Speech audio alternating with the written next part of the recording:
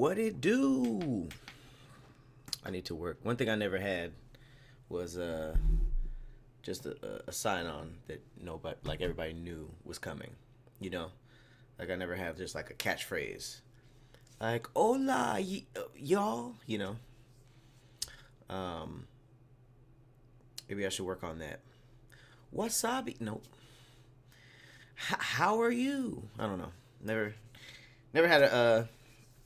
had a catchphrase. But what it do, y'all? Happy Monday. What's up, Slurp Gang in the building? Oh my God, the stream yesterday was so funny. I can't wait to start clipping from that. Hopefully, we will get a clearer stream today. Shout out to Kadeem, young Zordon. He just fixed my bit rate. Apparently, I was streaming since the beginning of time. Since the beginning of me streaming, I've been streaming in like 480p. My resolution was all the way up and my bit rate was all the way down. So either way, hopefully you guys will notice a difference. It's PC Mondays. I'm doing a Q cleanse from all the stuff that I'm just piling up, all these games without beating them. And today we are going to be playing American Theft 1980s, which is the retro spin-off of Thief Simulator. I don't even know if they're related. It might have been a rip-off. But hey, if you're making a game called Thief and somebody steals it, it's part of the game, right? It's part of the game. But we're also going to be doing what we did last week, which I had a lot of fun doing, which is creating horror stories with ChatGPT and seeing if any of them are scary. And at the same time, I'll be creeping around somebody's house trying to steal things. Now, there was a level where I had to rob the devil, and he had like Ouija boards and skulls and like all this crazy stuff. And that gave me the idea, like maybe I want to do like a horror game while doing these scary stories when I build up the strength too. But I think I'm on a good roll with this format. And we're going to do some just straight up 1980s thieving and robbing today while listening to some scary stories. What is good, everybody? Ellis, Della, Blood, Lunas. What's up, y'all? Thizzle, Candy B, Raz. What is up? Let me make sure I'm seeing what's up on... Is that right now? Oh no. Sorry, I clicked my last stream. Not you guys. Like what? Peekaboo. Alright, let's get into this.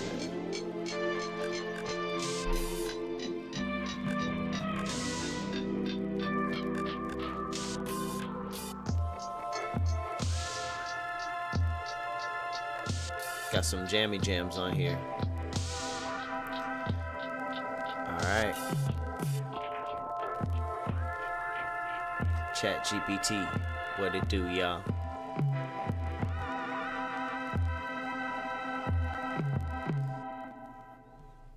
Okay. Let's start it off.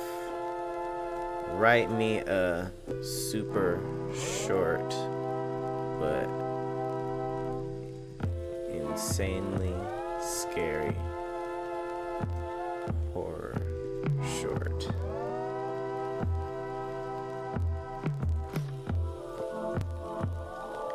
Make it disturbing. Alright, while robo writers are starting up. I don't know if that means I was on Ocean Ave, or if that means like I'm Danny Ocean.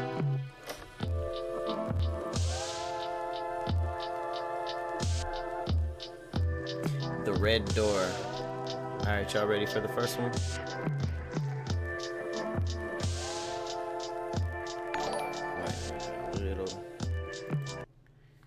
A little more quiet. Alright, this is called The Red Door. This is super short.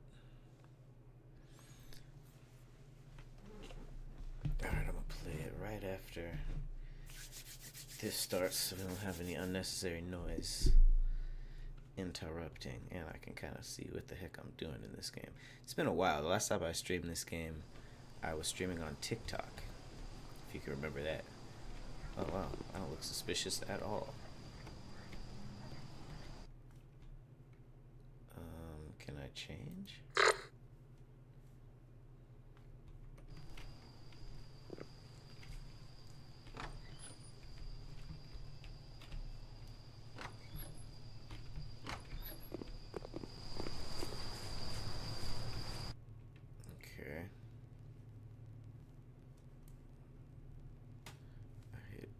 Of places in here. Some trailers. I don't know if they have anything worth stealing. They're right next to the police station. Okay. Ah, here's the neighborhood.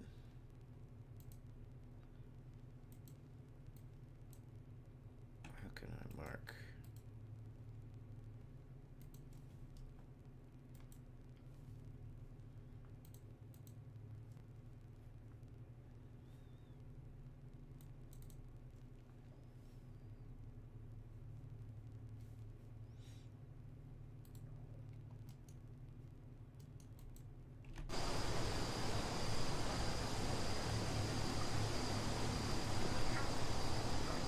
Steal the bracelet from 400. Oh, I'm already on a mission.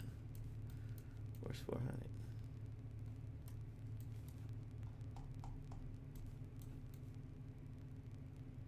Oh, it's way over here.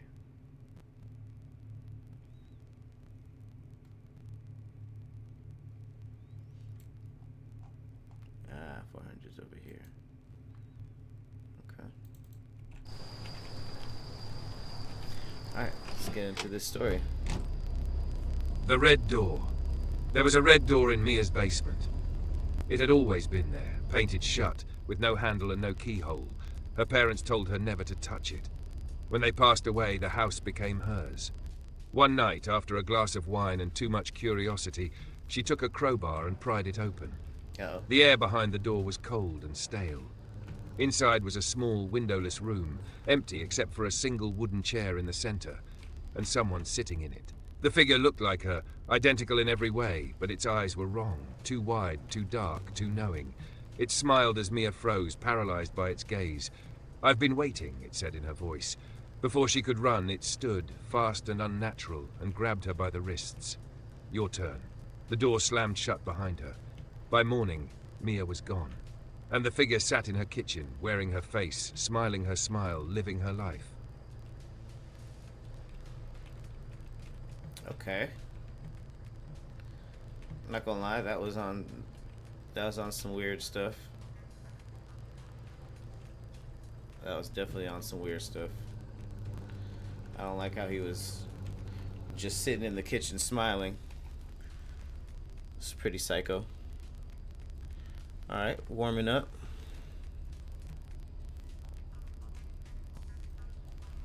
Am I moving? Yeah.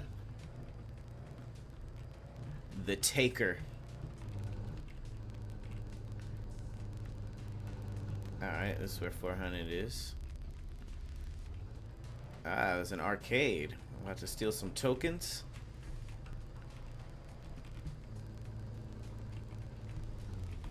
Is this the parking lot? Yeah. Skirt.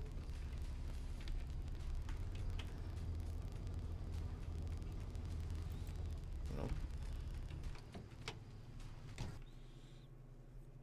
Alright, the Taker. The Taker. Whoa. It started with the notes. Slips of paper appeared around Lily's apartment, on her pillow, in her shoes, even inside her fridge. Hold on. Each one had the same... Hold on. I know you didn't just boot me. Just booted me like I was nothing. Come on, Noble Muffins. Come on, Noble Muffins. All right, let's try this again. The Taker. It started with the notes. Slips of paper appeared around Lily's apartment, on her pillow, in her shoes, even inside her fridge. Each one had the same message, written in shaky, Sorry. I can't do this sensual beat.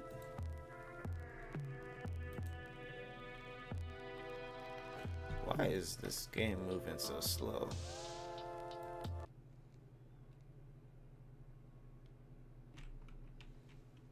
I'll have to restart my computer.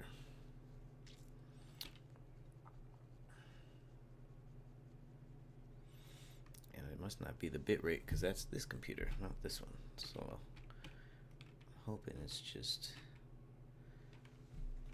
my computer's having a bad day.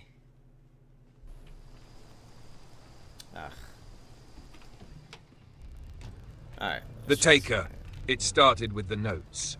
Slips of paper appeared around Lily's apartment, on her pillow, in her shoes, even inside her fridge. Each one had the same message, written in shaky, uneven letters. You don't need it anymore. She tried to dismiss them, but then small things began to vanish. First her earrings, then her favorite sweater. The notes kept coming.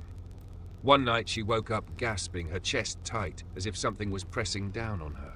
She turned on the light and screamed. Her reflection in the mirror was staring back, but it wasn't moving with her. Its eyes, hollow and dark, studied her. Then it smiled, slow and menacing, and held up a note, pressing it to the inside of the glass. You don't need you anymore. Before she could blink, her reflection reached out of the mirror, its fingers cold and sharp. It grabbed her throat, dragging her toward the glass as her screams echoed in the empty room. By morning, Lily's apartment was empty, except for the mirror, and a new reflection, smiling, watching, waiting for someone else to move in. Okay. Living mirror stuff is always gonna get me. That's always gonna creep me out. Oh. What is this? Don't know any routines, but it looks like a store.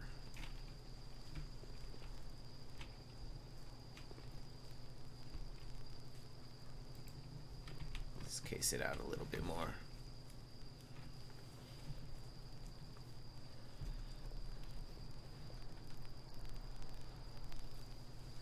It's like having a full-time writer just right next to me. I was about to say, you better be able to.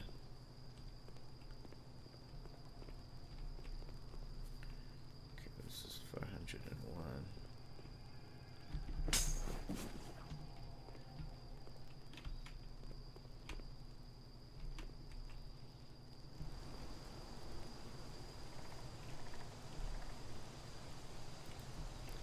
Got that.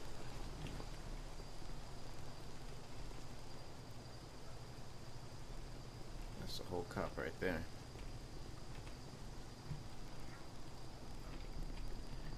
Okay, what y'all think? Probably the window in the back, huh? The collector.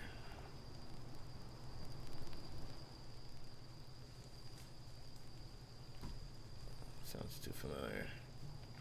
Give me something original, ChatGPT. You've existed for a few years. You're already running stuff back.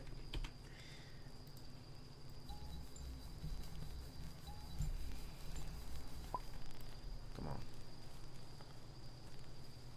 Ugh.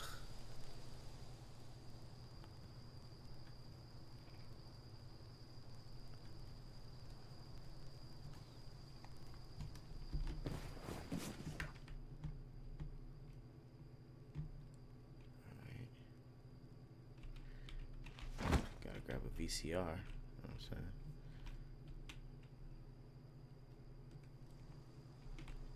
This is not.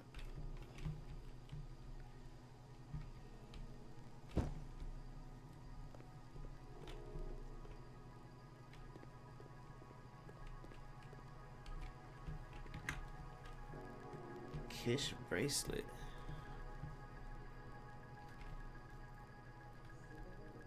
The hungry shadow. Ooh. Ethan first noticed the shadow on a rainy night. It was longer than it should have been, stretching across the wall even when there was no light behind him. It moved when he didn't. At first, he thought it was a trick of the flickering street lamp outside. But as the days passed, the shadow grew darker, heavier, following him more closely, even in broad daylight.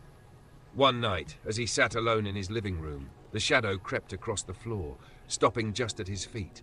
Ethan froze, the air around him turning cold. "I'm hungry," it whispered, its voice raspy and low, coming from everywhere at once. Ethan jumped up, backing away, but the shadow grew, rising from the floor like liquid smoke. It loomed over him, its shifting, jagged edges twisting into something almost human. "What do you want?"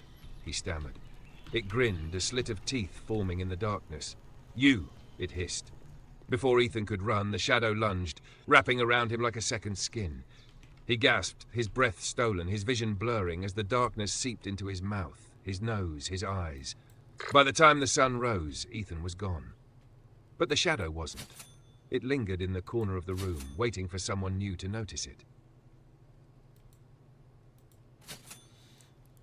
I'm sorry. I'm sure that was a great story. I came up. That was a $400 VCR and a $1,000 monitor in an abandoned shop. Oh, it's in here. I was just in there, wasn't I? Oh no, this 400. Auto lockpick. Where I get that at?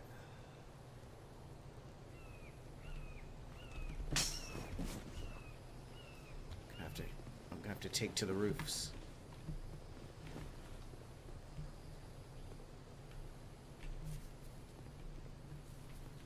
Ooh, there's a board right there, which means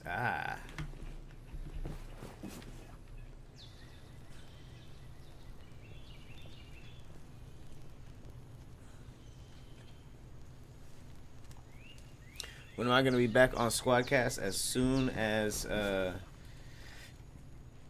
Stop right there. Oh my god. Hey Brad. Oh, really? As soon as they start filming again. I think they bulk shoot last time. And I wasn't free.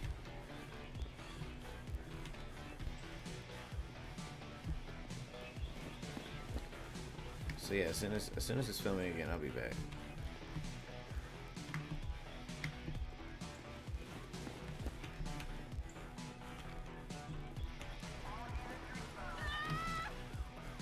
What?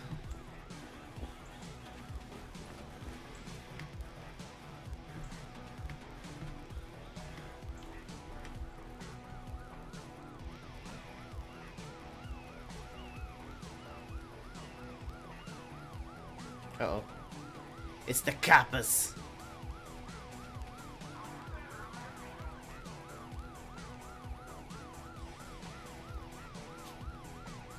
Why was he wearing that hat?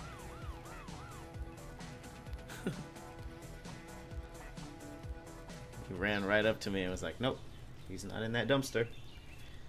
Definitely not in that dumpster.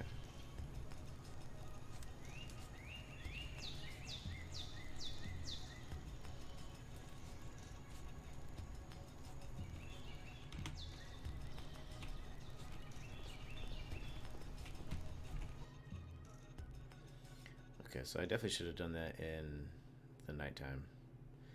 I don't know what I was thinking. Damn. How do I mark?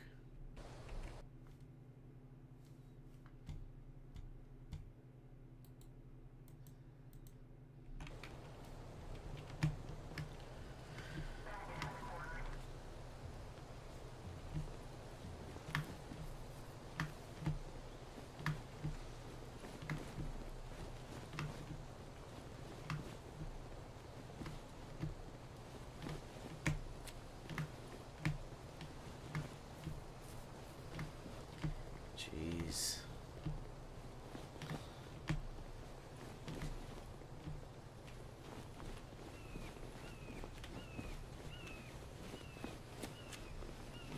I'm sleep in my car till nighttime.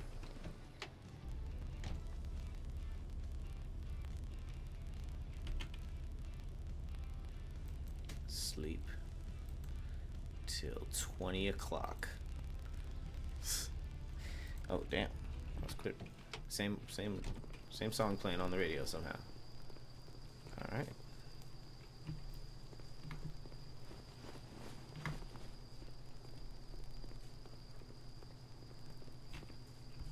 Oh shit. It's another Chad. Snitch Chad.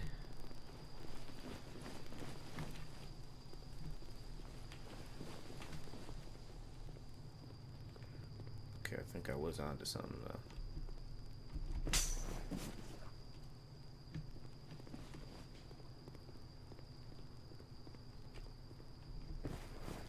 I'm trespassing.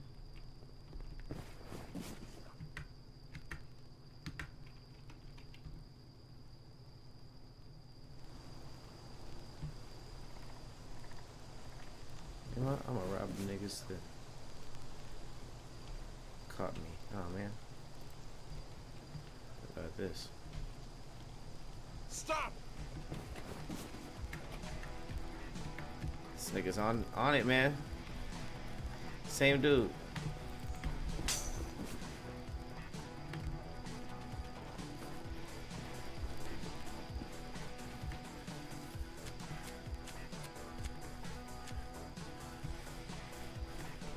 Can't climb that?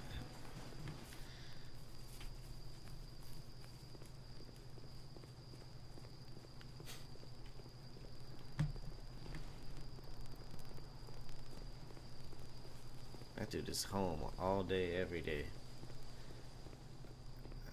I need to case that house. Hotel double door.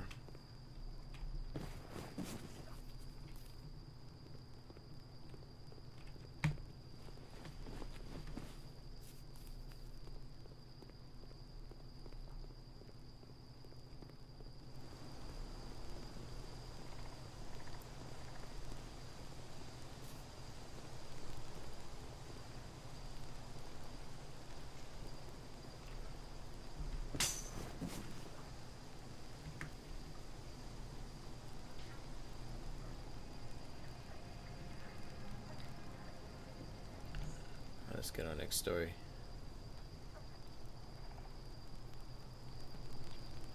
The mouth on the floor? Oh, the mouth in the floor. Okay. The mouth in the floor. Tessa had always heard strange creaks at night, but in her old house it seemed normal. Until one night when the noises started sounding wet. Ooh. She got out of bed, heart pounding, and traced the sound to her bedroom floor. Kneeling, she pressed her ear to the old wooden boards and heard breathing. Suddenly, the boards split with a crack, and something horrible opened beneath her.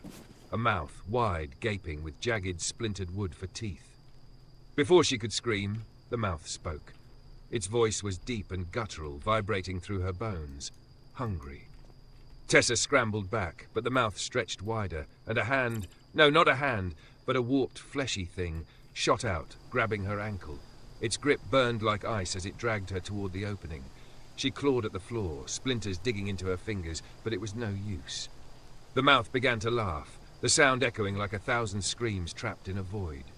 The last thing she saw was the floor closing over her, the boards sealing shut as though nothing had ever happened. By morning, Tessa's room was empty, but the creaking never stopped, and the floor was always hungry.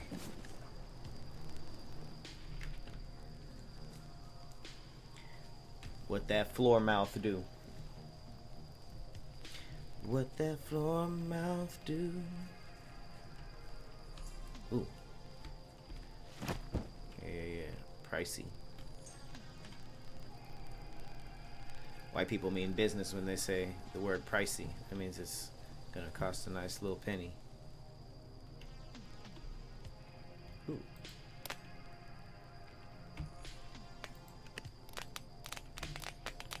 I don't even remember how to do this.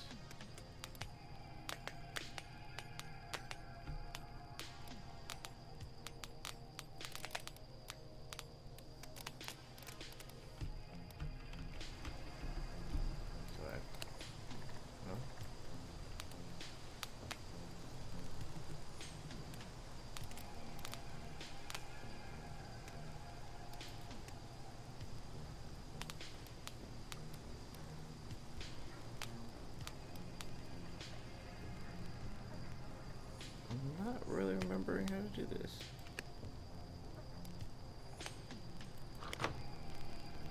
Okay.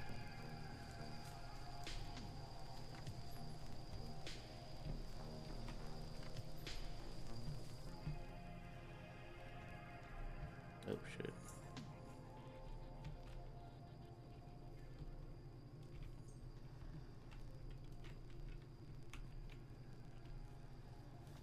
Okay, let's do it again.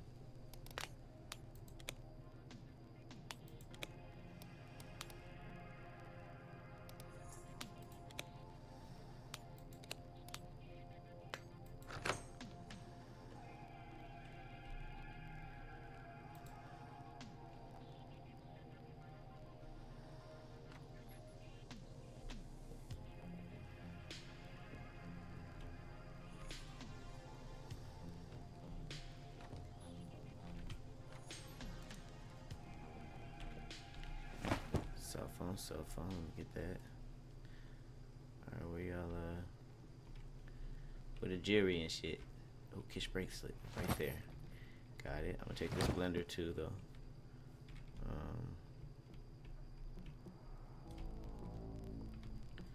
It's 145. Oh, cell phone by the tub.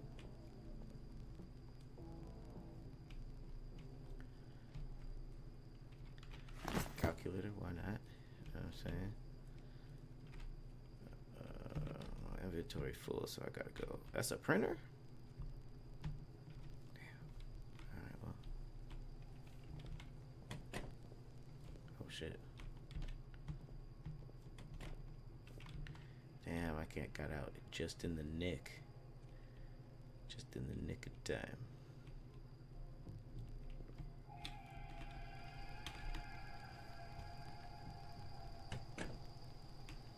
Ugh.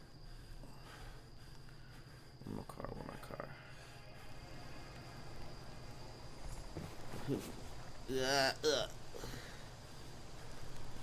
Where the car at? Straight ahead.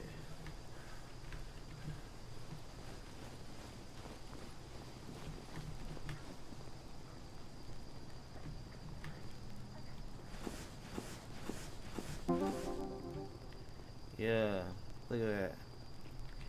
Got the boys right here. The pond boys, not the boys.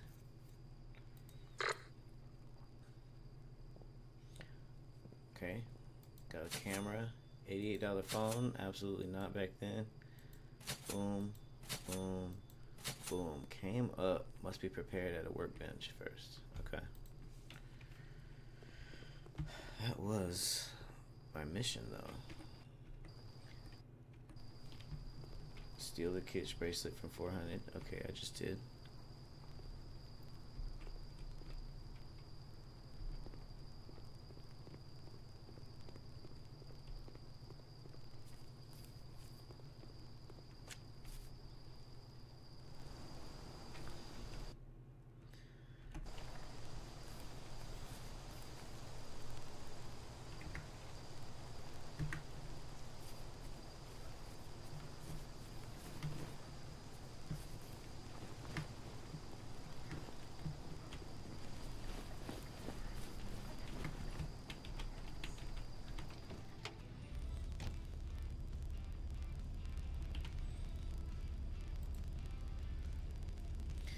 Let's get into some casual clothes so that I don't get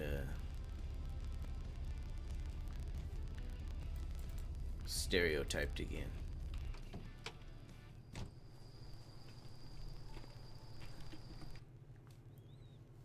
Okay, so I stole the bracelet. Am I tripping?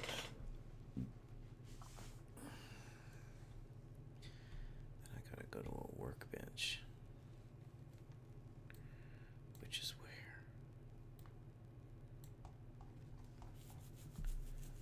Workbench.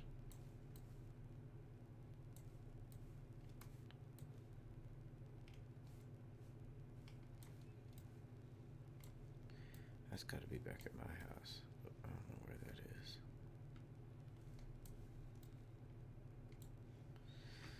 Which means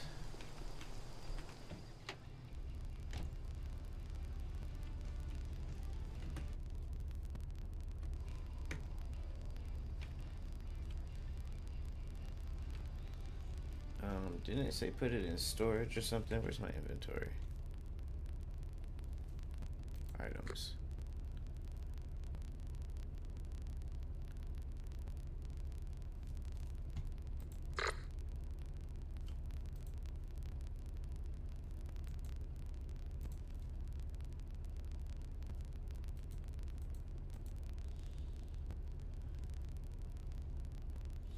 Why is it showing me a car?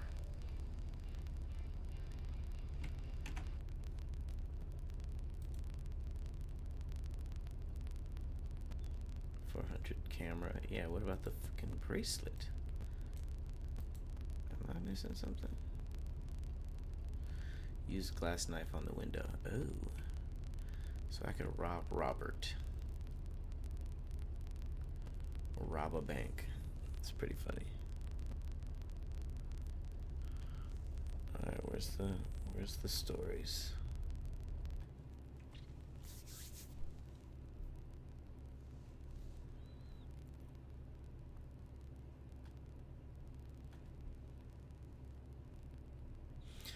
President Donald John Trump is in the YouTube chat. What it do, man?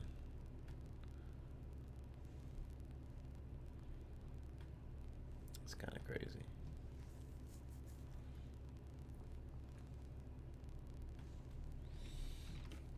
Alright, let's steal from some more places, because all these places haven't been hit yet. And also Hotel Double Door.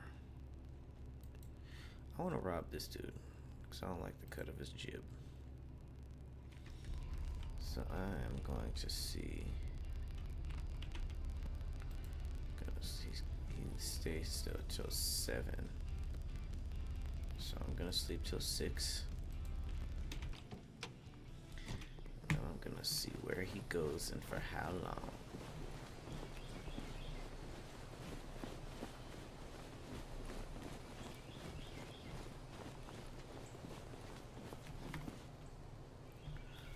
Why is it saying the bracelet is still there? Am I tripping?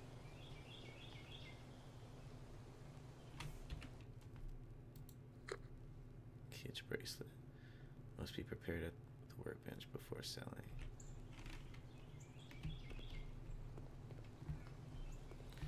Did I just get played?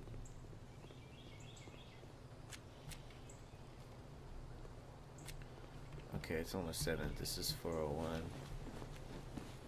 Where are you about to go?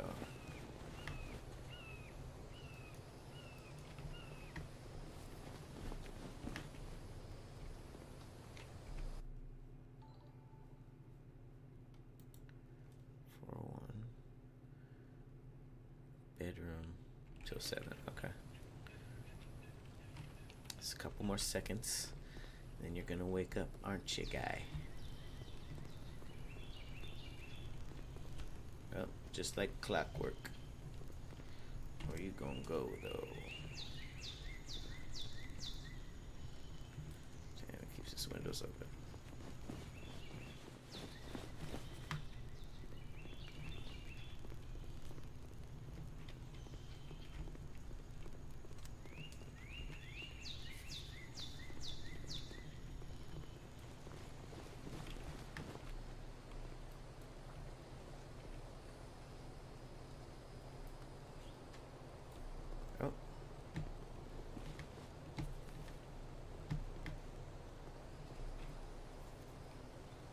Coming downstairs.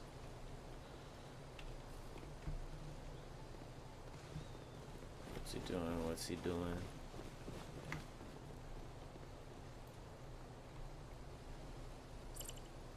Ashley.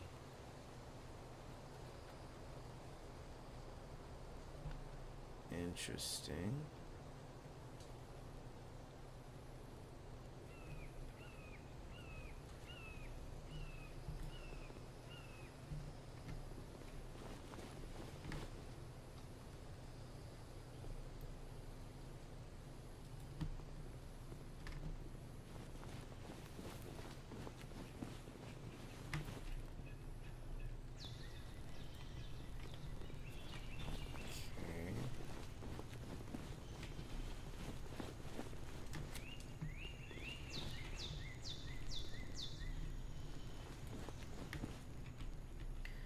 Some upgrades. Let's go ahead and save the game. Why not? Why not? Did it save? I feel like it didn't save. Okay. It's that seamless.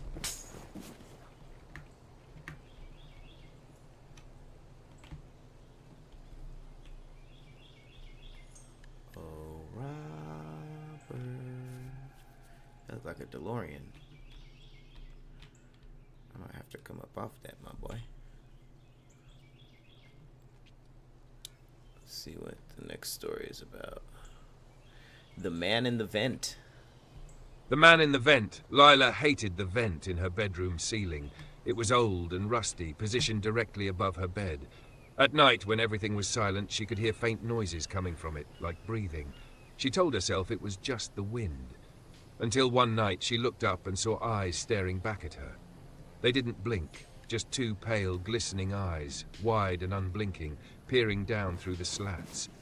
Lila froze, her chest tight. She wanted to scream, but couldn't. Slowly, she reached for her phone, her hand trembling, and shined its flashlight at the vent. The eyes disappeared. She bolted upright, her pulse racing, her gaze fixed on the vent. Minutes passed. Nothing happened. Just as she began to calm down, something fell from the vent onto her bed with a wet thud. It was a tooth. Before she could process what she was seeing, a hand shot out of the vent, long and skeletal, its fingers twitching as they scraped against the wall. A voice followed, low, gravelly, and too close. "You've been so fun to watch." The vent cover gave way, and the thing dropped down.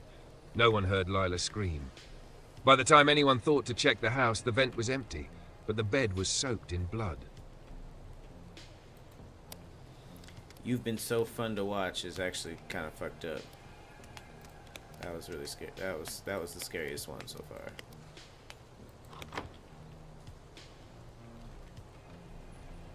Well, now I'm the man in the vents.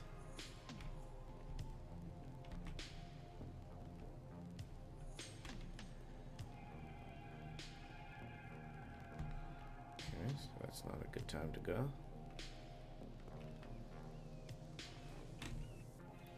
Do I know her routine?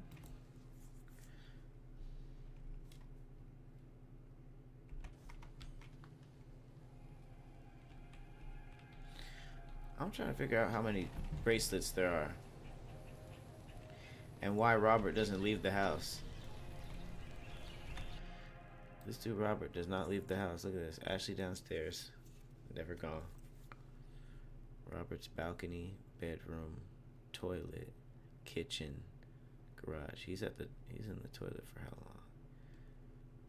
2 minutes. Okay. Garage. He's in the garage for a long time.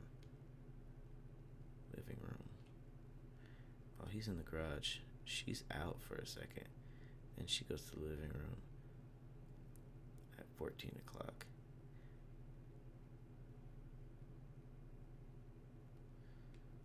So if he's in the garage from 12 to 18, she's out from 11.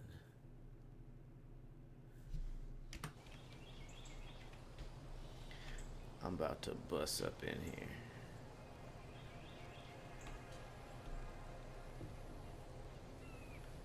Ow.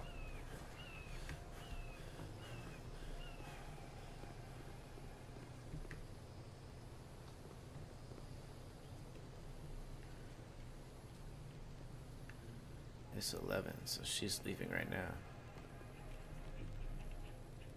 Wait, that means he's about to go to the garage.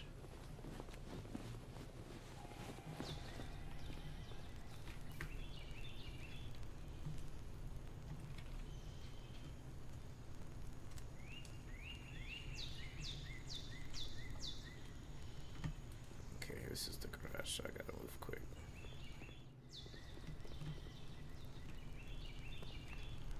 Alright, in 20 seconds, he's gonna go to the garage. But how am I supposed to? Ooh.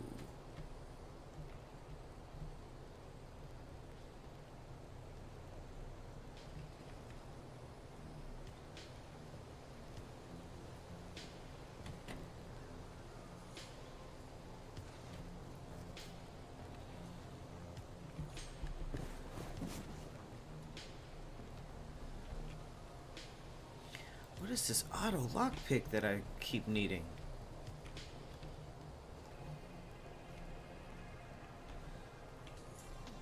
Damn it. just break this shit?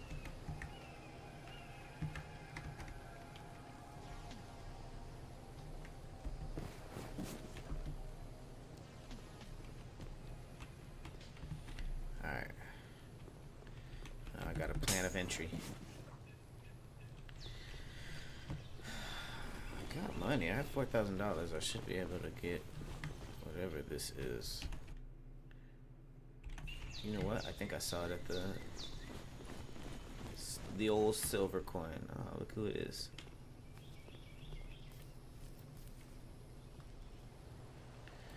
Damn, he went around. That's how he got to the garage? Hey man, hook me up. I need to break. Never mind. No jewelry tools. Damn it.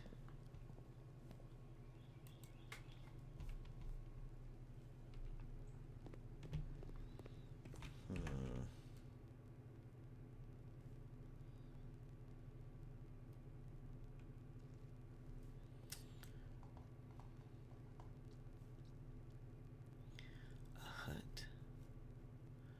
What are these huts? Medium house? Oh, are these places I can buy?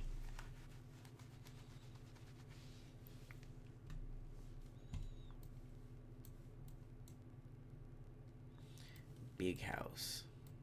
What's the... How much is a hut? Those are pawn shops. Okay. So the pawn shop here does not have it. Doesn't look like there's anything else. Mansion mayor. I think we about to rob the mayor. Let's go.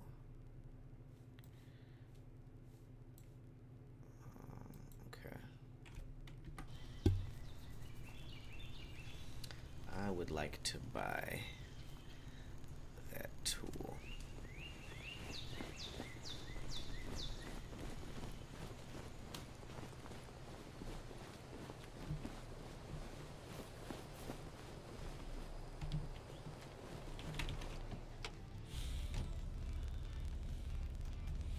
What you guys think of that last story?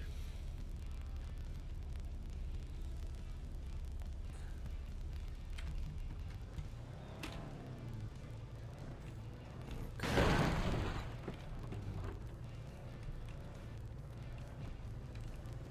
Damn.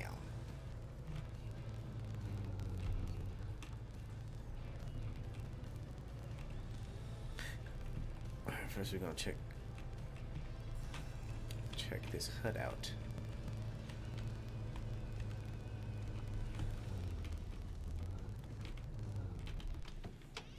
Just while it's still rolling.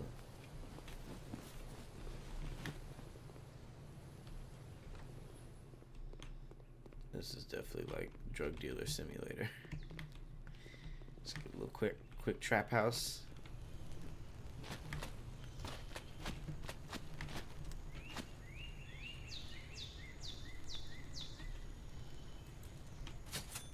Oh, whoa. I thought that was going to give me an option. Okay. Well.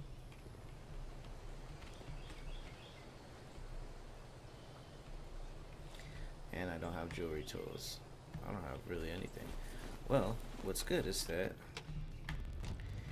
if I buy the jewelry tools, I will break down the jewelry and make more money. So hopefully this damn bracelet is worth something.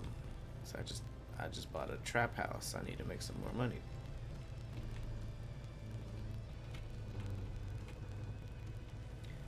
I just bought a trap house.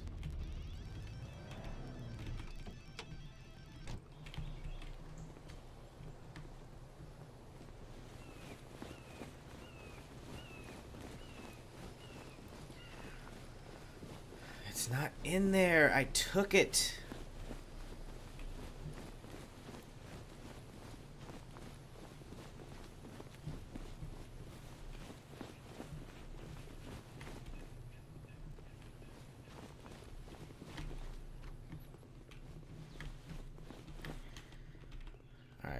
Buy a little jewelry stuff. Get that 1,300, and the bracelet. is $100 if I sell it? You killing me, bruh.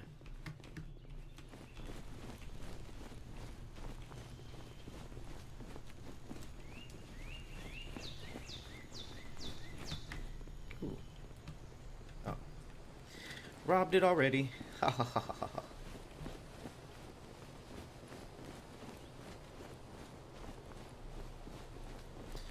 Let's hope this jewelry works.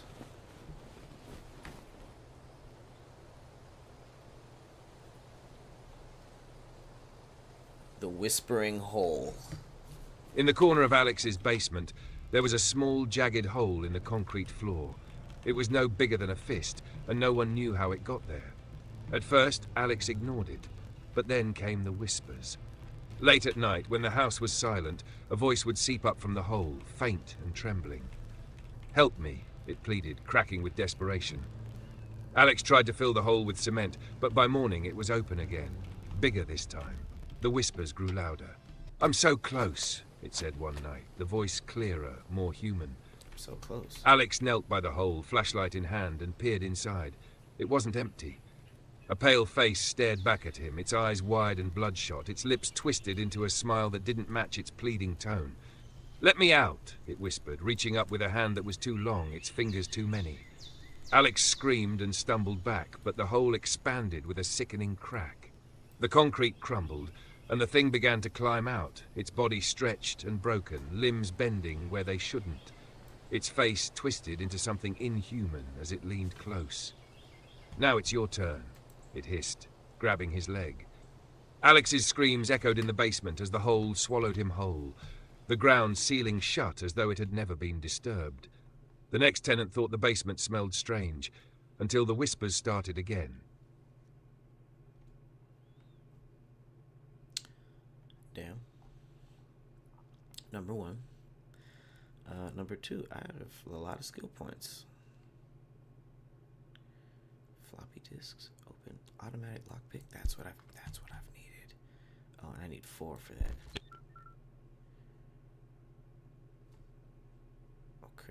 Okay. Appraisal. Use floppy disks to copy data. Let's learn this one. Spending all that I got. It's still saying I have to steal the Critch bracelet. What is that from?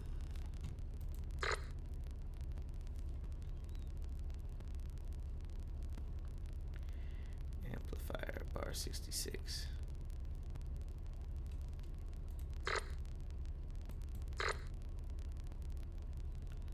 I got the hut. Okay. Got my car. I'm lit.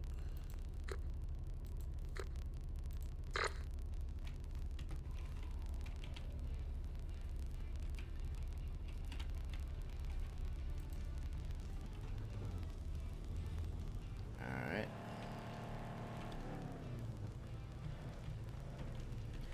I'm so confused. Should I try to go? I'm gonna try to go in there and steal it again, I guess. I'm gonna save first, though.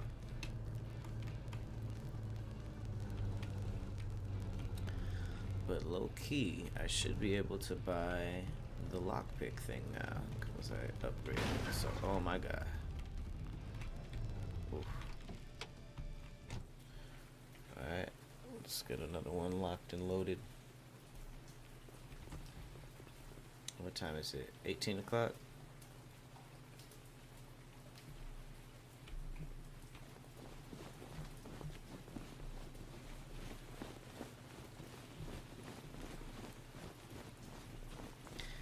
Nothing strange about me. Alright, so do you sell that shit now?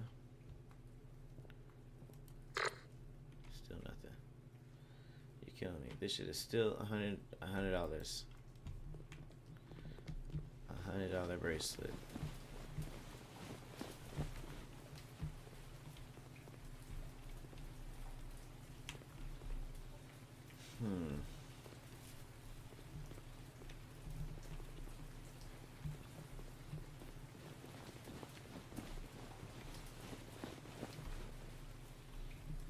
Let's save it real quick.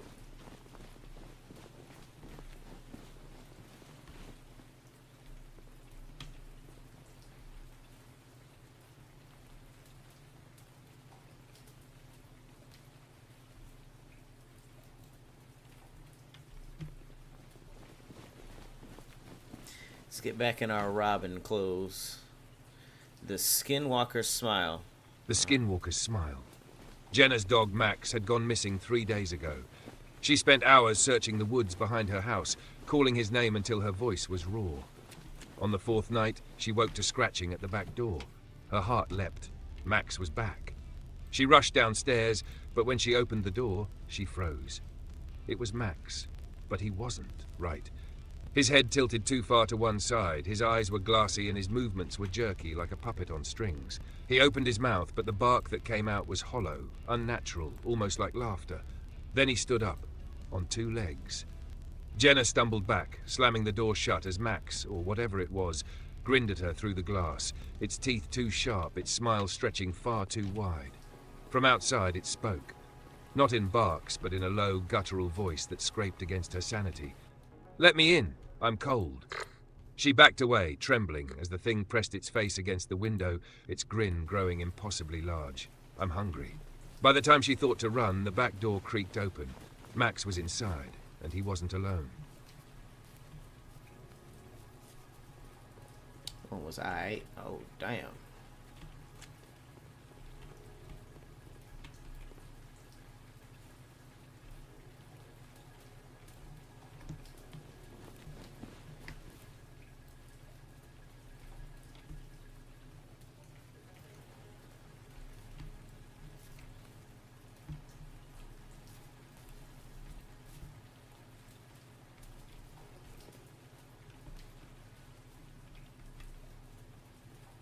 Not gonna mark him.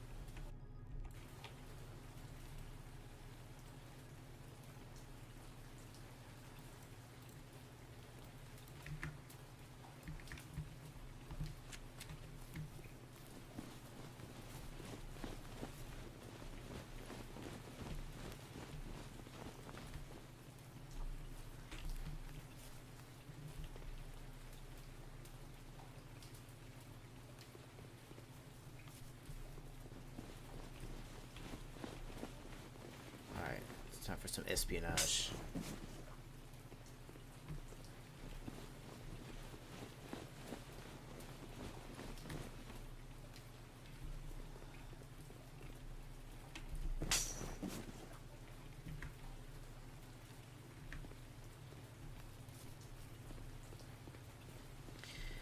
Trespassing.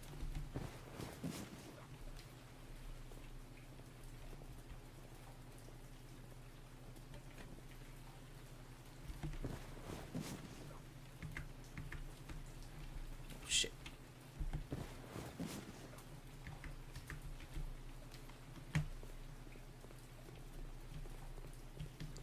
Get past Snitchy McSnitch.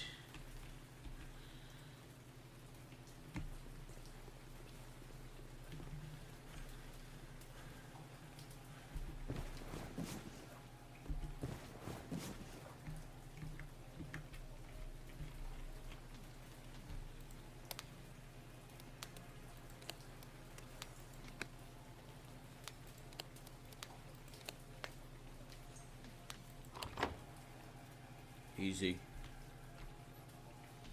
Easy breezy, beautiful cover girl. Alright, she's asleep.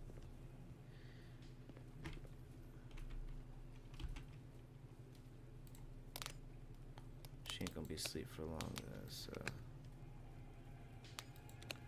gonna have to hurry.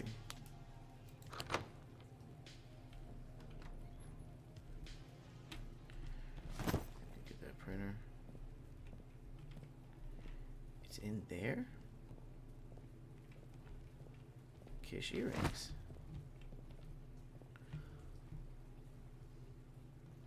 Did I get earrings last time too?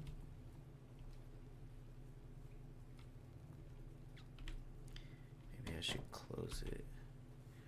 Relock it. I know I'm asking for it, but if she's about to wake up, maybe I could hide in the bathroom.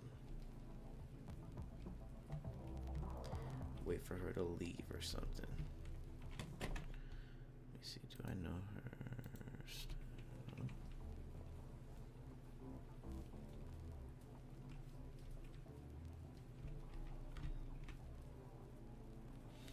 Damn, she'll notice the other stuff I stole.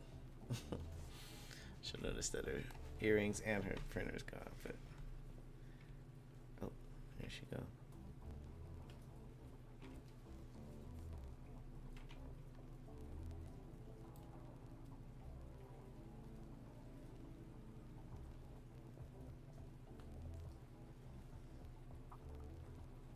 She just go back to bed.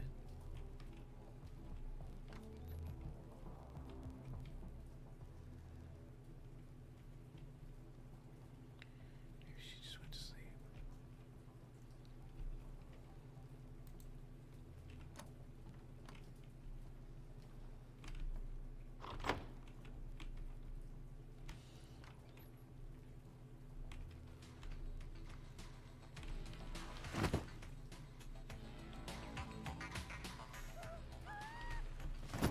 Oh shit. I'm sorry. Shit.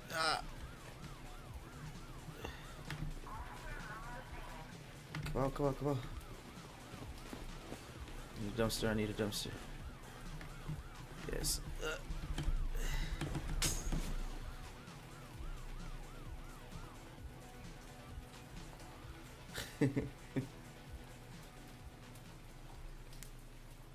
How'd she wake up though? I thought I was pretty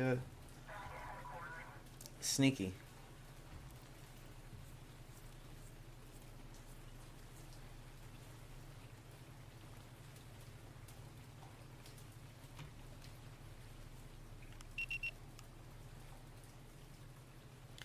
Lose heat by paying the cop. Oh, that must be the dude in the pawn shop.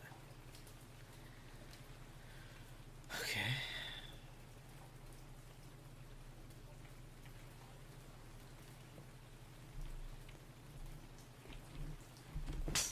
Them boys looking for me.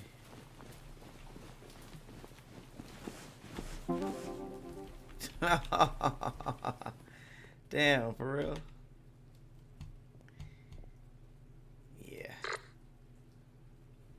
120? Get that up.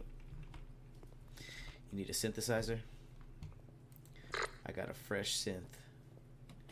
Printer 100. Keyword 100? This whole time I had earrings and I was... Wait, no, I had the bracelet. I was looking for... Wait, I guess I had to get...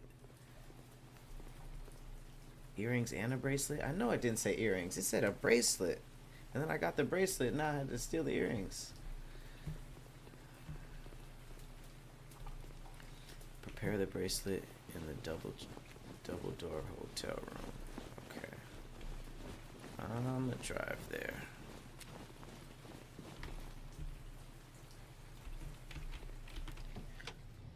Hello.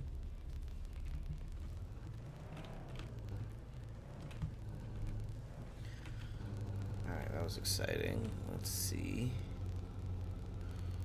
What else we got?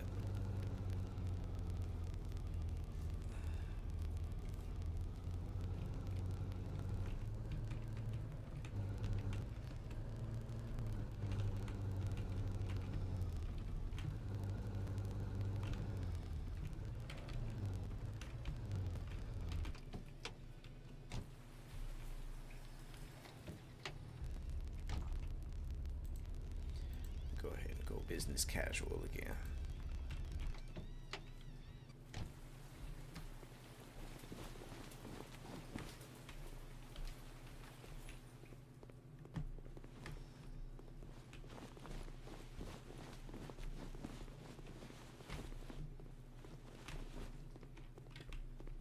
Is this a safe house? I would have never bought a damn trap house if I knew I had this.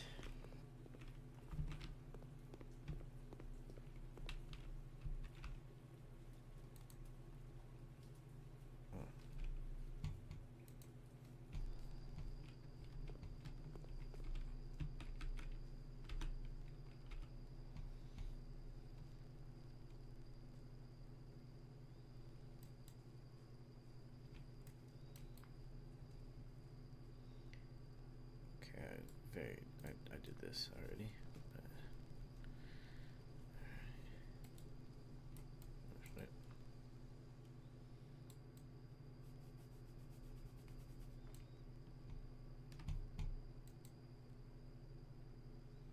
Steal the car key from 404. What the? I don't get a congratulations or a good job. Just on to the next, huh? Family trip. Steal a car key from 404. I'm about to steal a family's car. Ooh, can I play the piano?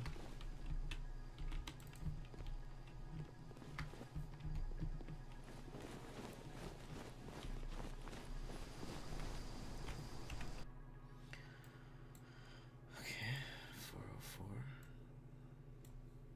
Is this a store?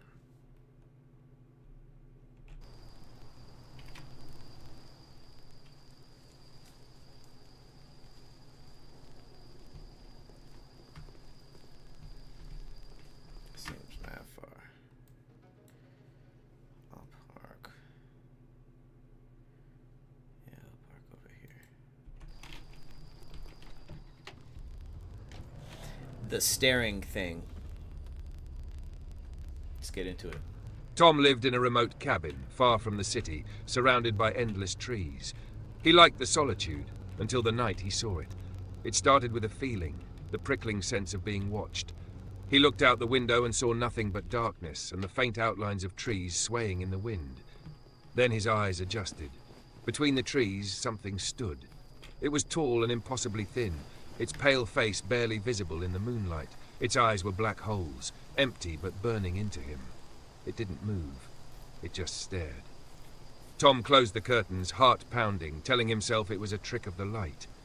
But the feeling didn't go away. When he turned around, the thing was standing outside his kitchen window, inches from the glass, its head tilted too far to the side, its face pressed against the pane. Tom's breath hitched. He backed away, his pulse roaring in his ears, but the thing didn't move, except for its mouth. It began to open, wide and slow, revealing rows of needle-thin teeth. Then it whispered, "I see you." The lights flickered, and in that brief moment of darkness, Tom heard the window shatter. By the time the lights returned, the cabin was empty. But in the woods, under the pale moonlight, the thing stared back at the house, waiting for someone new to move in. Okay, I don't know why. I don't know if it has to do with what I'm wearing. Me casing something, but...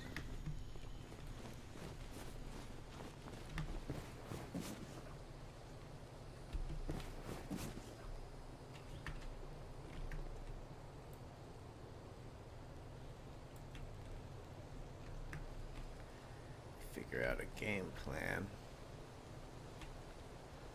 Okay. Box. Fire escape. Open window. Oh, this is gonna be a breeze. Ah.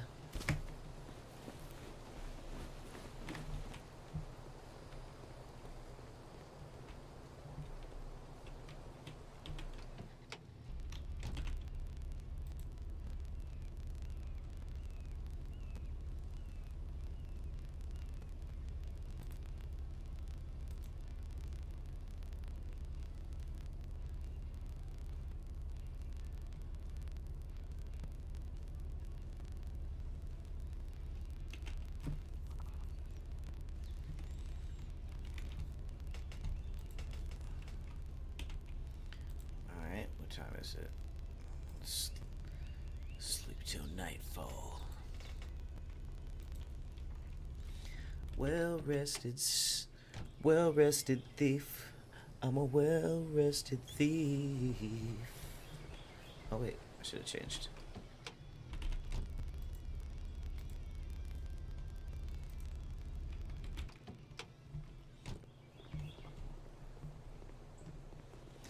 Let's see if I can mark him.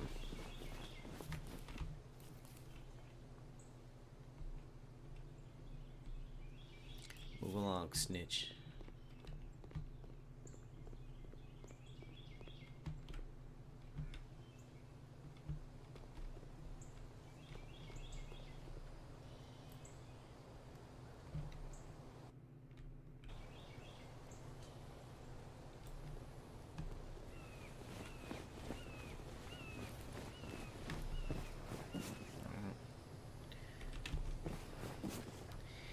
Here it goes.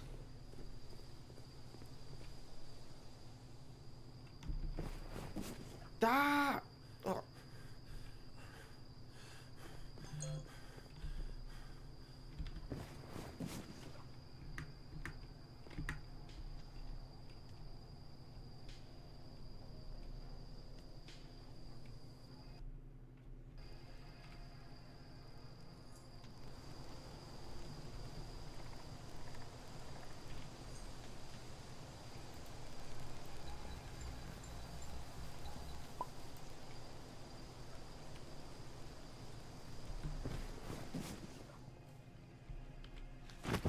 Give me that.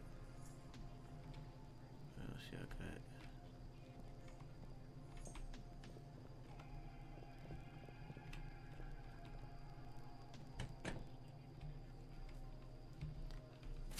Cash. Give me that. Skateboard. Give me that. Decor sphere. A lot of quiche. Oh shit.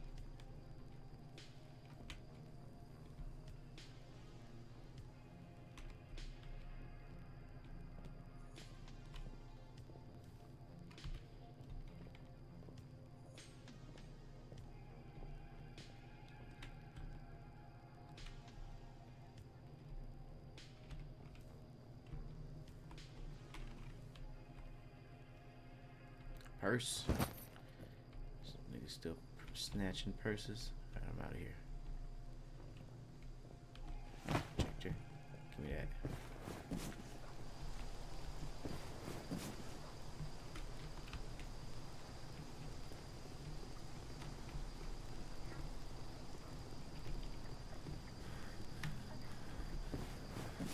Ah!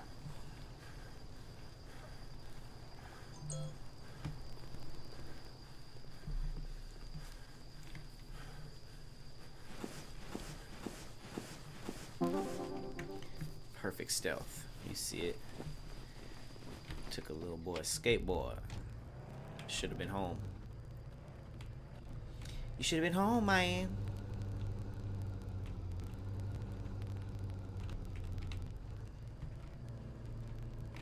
Skirt.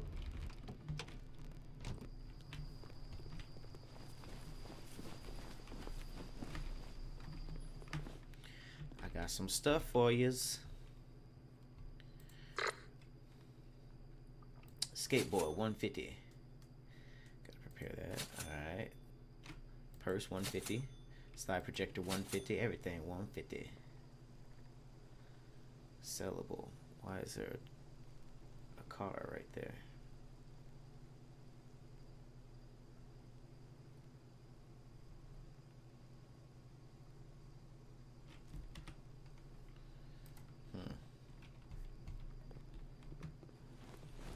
That was suspicious. Real suspicious.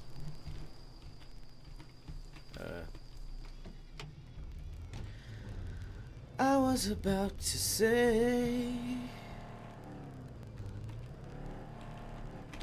Shit.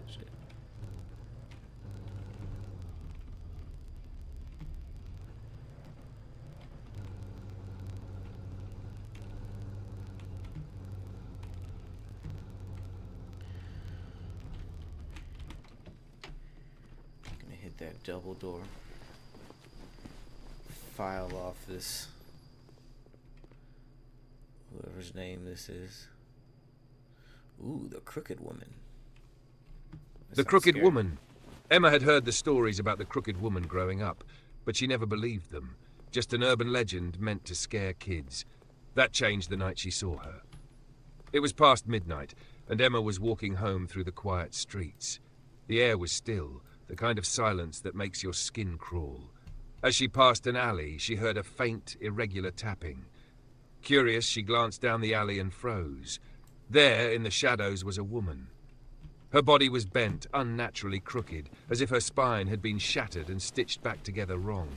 Her limbs jutted out at impossible angles, her neck twisted so her head hung upside down. She smiled, a wide, jagged grin that split her face. Emma stumbled back, but the crooked woman moved toward her, her broken limbs jerking in a way no human should move. Her head snapped to the side and her voice came, low and sing-song. There was a crooked woman who walked a crooked mile. Emma turned and ran, her heart pounding, but the tapping followed her, closer and closer. She reached her front door, fumbling for her keys, when a hand, cold and brittle, grabbed her shoulder. Found you, the crooked woman hissed, her face inches from Emma's. The next morning, Emma was gone. But in the alley, her shadow remained, bent and crooked, waiting for someone else to notice. Okay, so I can tell already that AI horror be having hella similar endings. It just be like the bad guy sets up for the next one, the next kill. It's like almost all of these end somewhat like that. So that must be a big old part of horror, at least as far as the AI is concerned. That one was good though.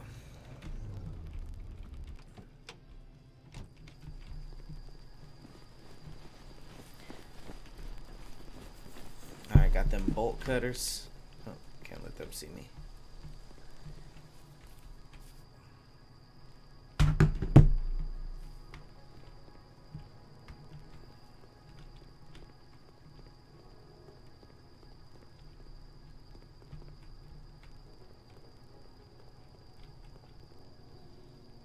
Hurry up.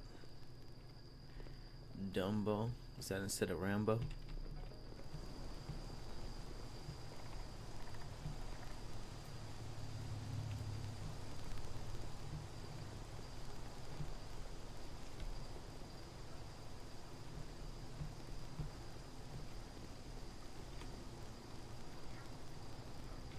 What?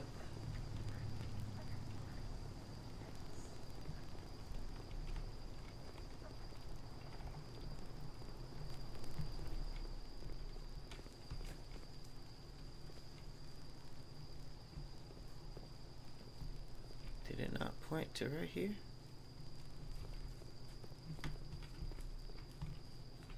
That's what I'm saying. I'm not tripping, right?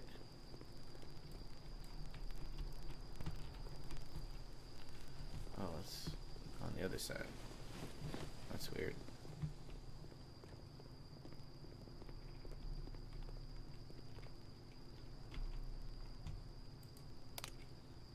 This type of lockpick?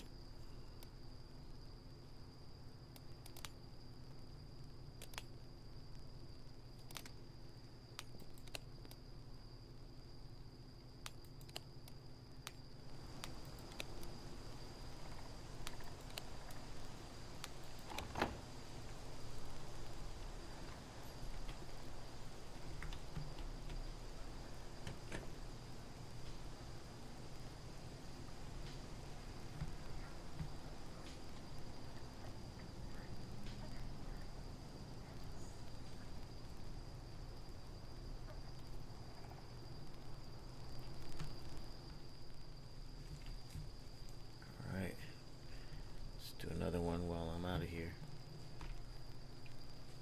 The grinning room. Oh shit. Somebody coming. Alright, next up on our scary stories. We got the grinning room. David moved into the old house because it was cheap and quiet. He didn't care about its history or the rumors, but he started noticing something strange about the upstairs guest room. The door was always slightly open, no matter how many times he closed it. At night, he could swear he heard faint laughter coming from inside. One evening, curiosity got the better of him. He opened the door. The room was empty, just peeling wallpaper and a broken chair in the corner. But the laughter grew louder, echoing, though there was no one there. Then he saw it. The walls. The faded, cracked wallpaper was covered in faces, hundreds of them, stretched and twisted, their mouths pulled into wide, unnatural grins. Their eyes followed him, unblinking, as he backed toward the door. "You came," a voice rasped. David turned, but no one was there. The door slammed shut, and the room seemed to close in on him. The faces on the walls began to move, their grins widening, their mouths opening in unison. "Stay with us," they whispered, their voices overlapping, growing louder, turning into screams. The last thing David saw was his own face, warped, grinning, stretching across the wall. By morning, the guest room was silent again, but the door was open, and the walls had one more face. Damn. That was okay. That was a scary one. Not as scary as me stealing this giant truck and not knowing where to take it though. Raymond's garage. Oh, Raymond. Okay.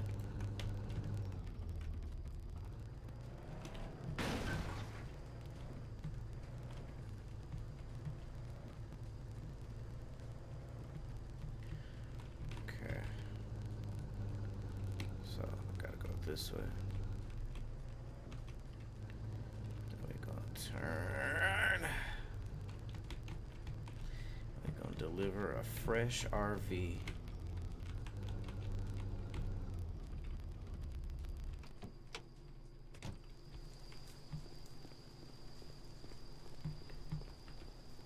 Or Raymond.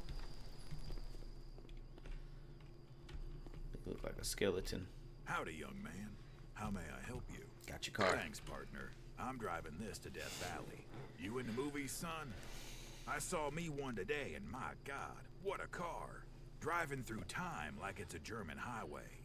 Now everyone wants a car like that, and only one feller in town has got one. Go to lot 401, and if you need something to get in there, check out my arsenal. Arsenal. Howdy, young man. How may I help you?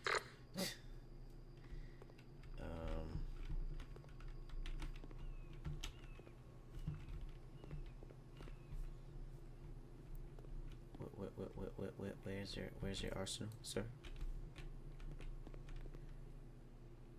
Buy car unlocking tools from Raymond. Oh, I have to buy. Howdy, young man.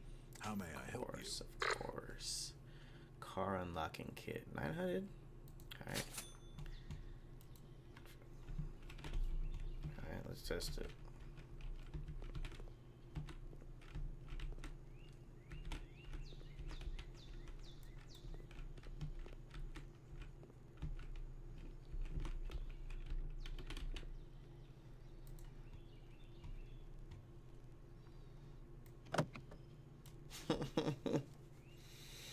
Is that really all you have to do? I love it. Gotcha, bitch. The 80s were a simpler time, I'm assuming.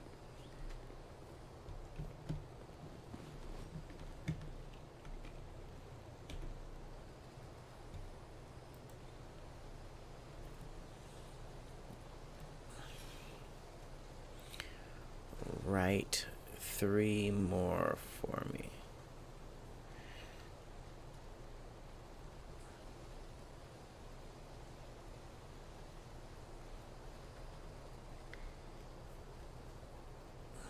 You like the scary stories, Hiccups? Good, good.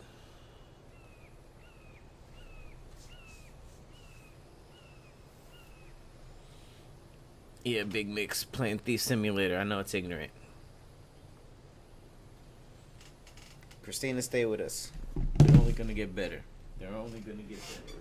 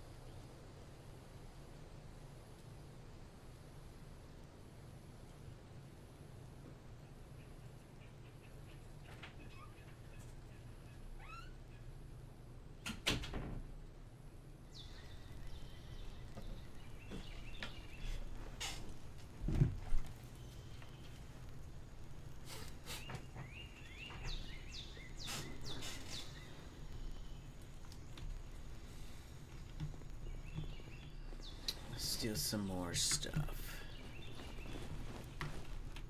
Who are you? Mechanic Bob. Ain't got nothing. Open the test window.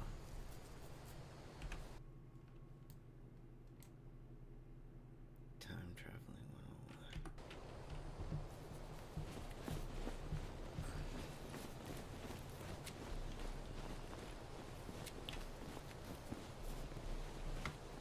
Alright, we got 3 more in the can. The grinning room. The hanging thing. The hanging thing. Sarah's attic had always been an unsettling place, but she avoided it, storing boxes and forgetting they existed.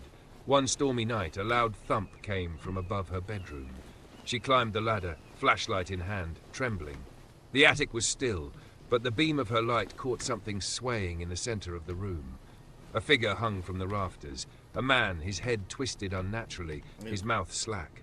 "Help me," he gurgled, his lifeless eyes snapping to hers. Sarah screamed, stumbling back, but when she turned to climb down, the ladder was gone. Behind her, the rope creaked. "I said, help me," the man rasped, his feet dragging against the floor as he swayed closer. The next morning, the attic was empty, but from the rafters hung a new rope, knotted and waiting. The breathing door. Tom always wondered why the basement door in his rental house had a lock on the outside. The landlord's only advice was, don't open it. But one night, Tom heard a sound, slow, shallow breathing coming from behind the door. It shouldn't have been possible. No one else was in the house. Curiosity won. He unlocked it and creaked the door open. The air was damp and foul, and the breathing grew louder, deeper. At the bottom of the stairs, something crouched in the darkness. It was human-shaped, but its limbs were too long, its skin wet and grey, its head tilting unnaturally fast as it stared at him. "Close it," it whispered, its voice echoing in his mind. Tom slammed the door and relocked it, but the breathing never stopped. That night, he woke to find the door wide open, and the breathing was next to his bed. The crawl space. Emily hated the crawl space under her house. The entrance was a small, rusted grate, barely big enough to squeeze through, and every time she passed it, she felt like something was watching her. One night, as she took out the trash, she noticed the grate was open. Peering inside with a flashlight, she saw a tunnel leading into the darkness. At the end, a pair of pale, gleaming eyes blinked at her. Then, a hand reached out. It was small, like a child's, but the fingers were long and sharp, the nails cracked and yellow. "Help me," a soft voice whispered from the shadows. Emily stumbled back as the thing crawled forward, its face emerging, twisted, grinning, and not human at all. "You can't leave," it hissed, dragging itself closer. Here we go. The last thing she saw was its grin as it yanked her into the darkness. By the next day, the crawlspace grate was rusted shut again. But faint scratches echoed from beneath the house.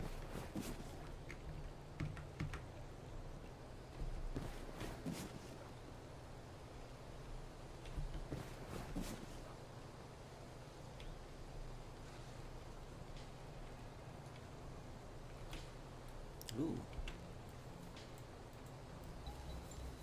Finally getting Rob back. We robbing Rob, y'all. Oh, hey, nigga.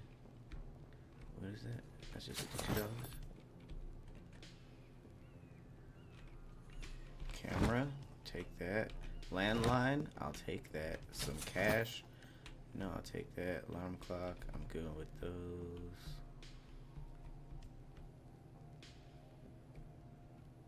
Cash. Blender, landline.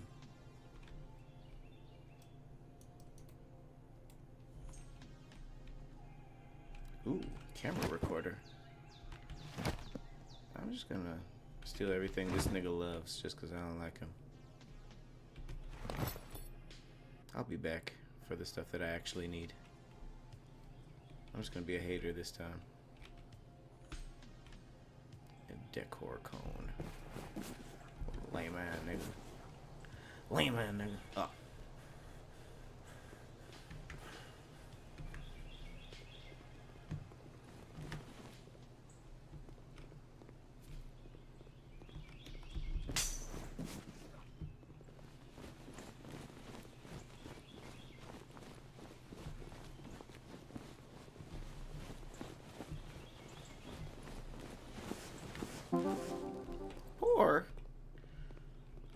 was in and out.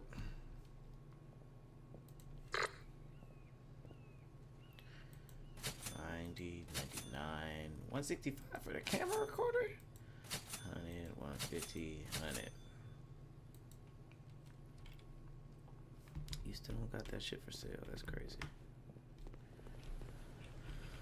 Okay.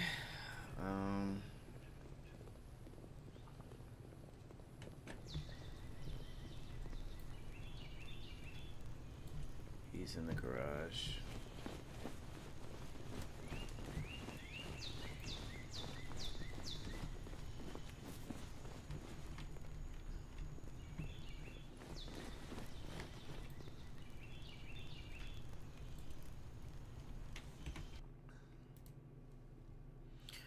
Robert's in the garage till 18 o'clock. She go upstairs to the living room, which ain't gonna work. Living room, kitchen, garage, living room. So I really have till 14 o'clock.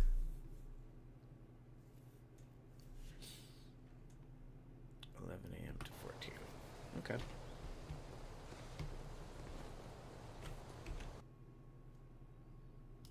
Damn, I parked far as hotel double door would be right across the street. Okay.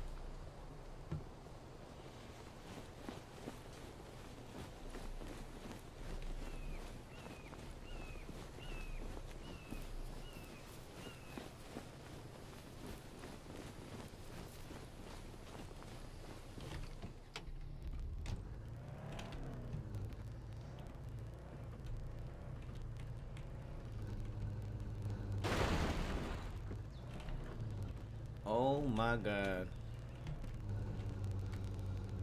That was insanity. That was just a skill issue, y'all. Okay, wait, let me go to sleep. I'm gonna sleep till 10 a.m. so I can get in position. Wow, I'm out of here. Okay, we got 1 minute. This is gonna be in broad daylight. Oh shit. We got a Karen. We got a Karen.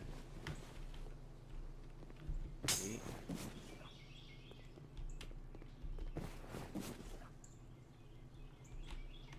Okay.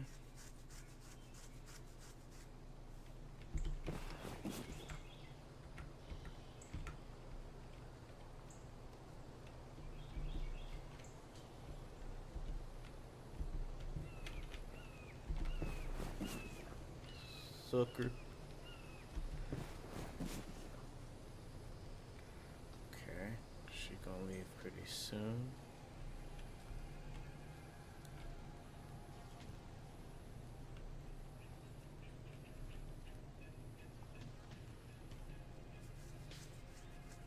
Damn, but he doesn't go to the garage. Oh, where are you going? Kitchen?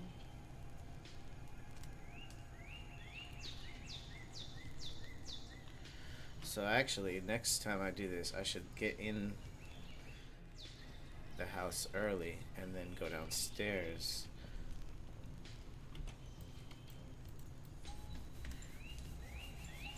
Yeah, I should get in the house when he's on the balcony.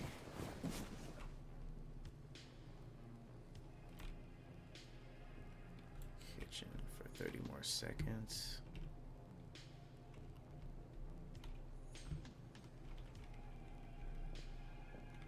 Shit.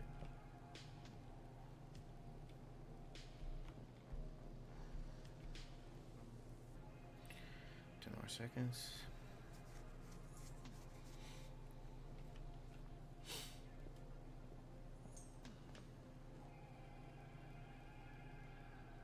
Yep. Come on. Try this out of here, bruh.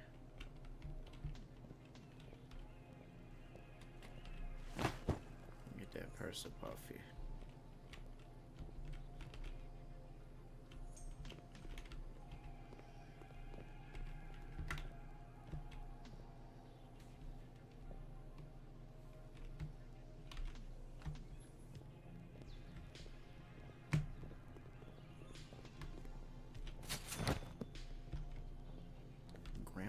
It's $22.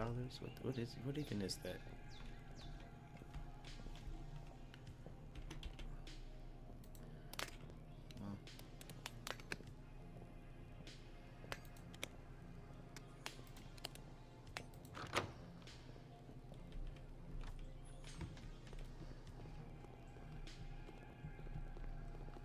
Okay, I got 1 minute to do this. Where is it? Shit. Come on.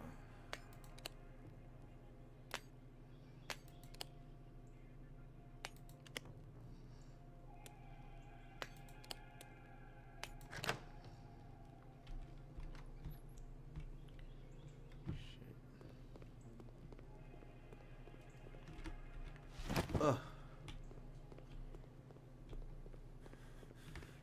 Get out of here.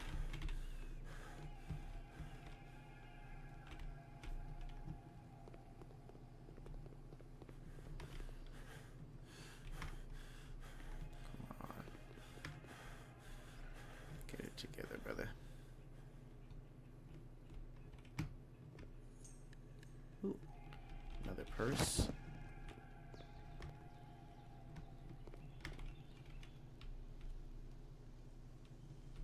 You know what? I can't. Don't get comfortable. Grab that blender off. Why not?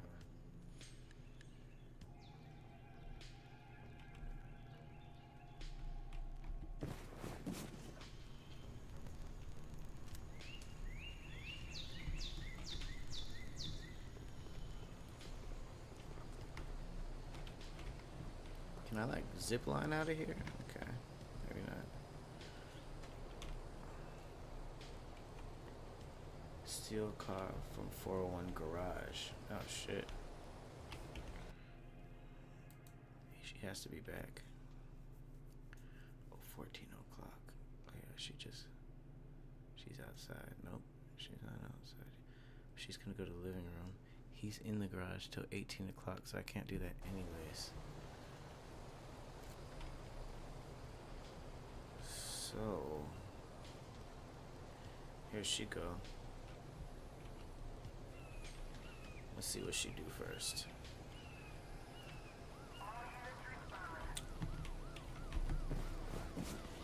Ugh. Come on.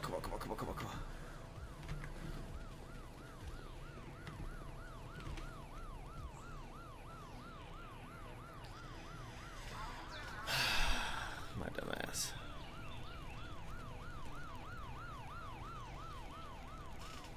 Gotta do it all in one.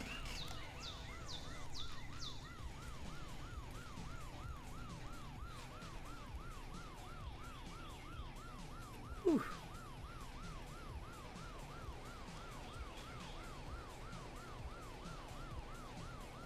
Oh, there them boys at.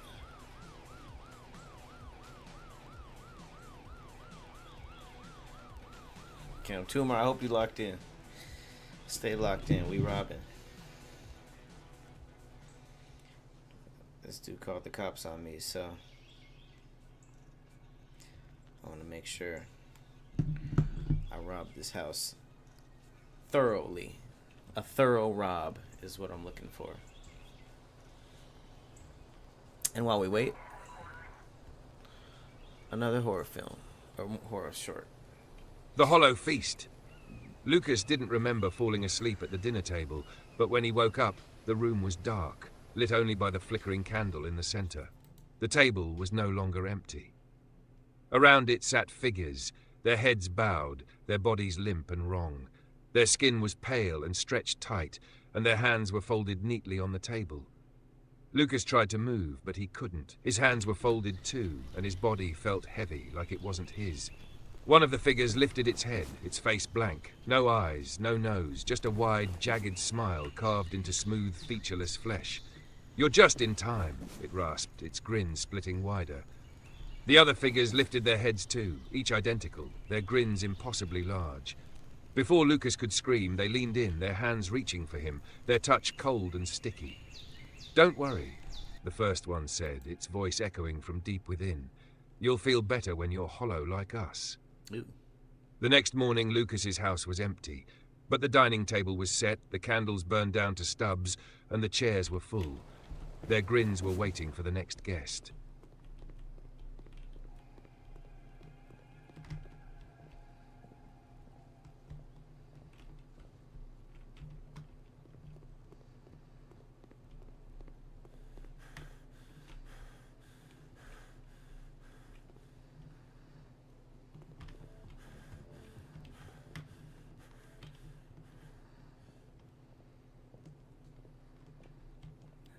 Shake them.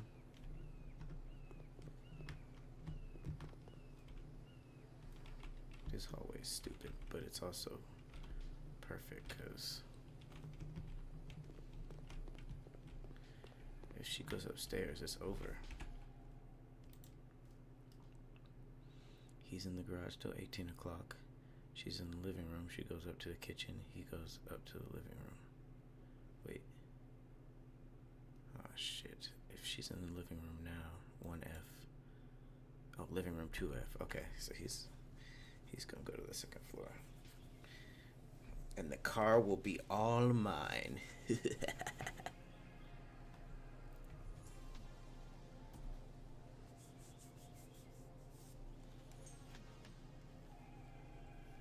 The face in the window.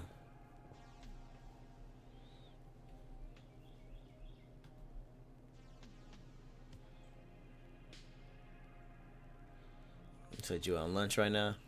I got you.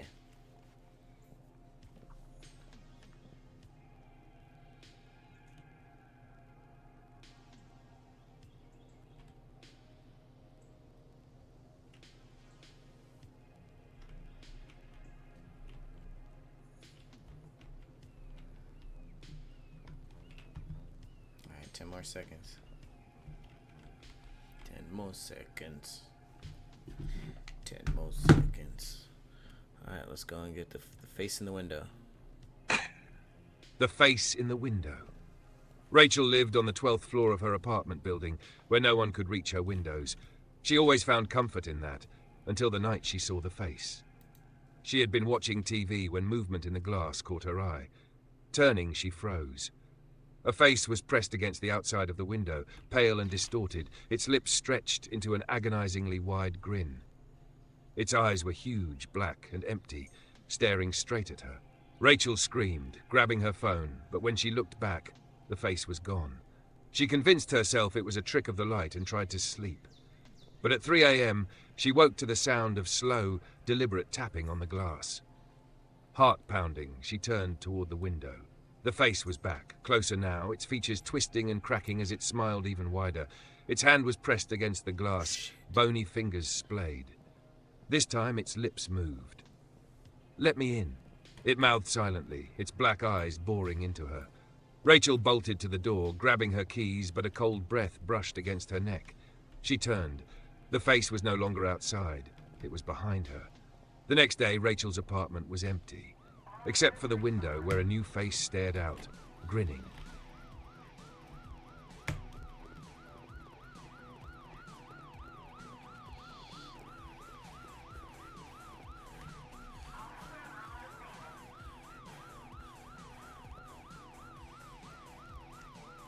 Put your hands in the air.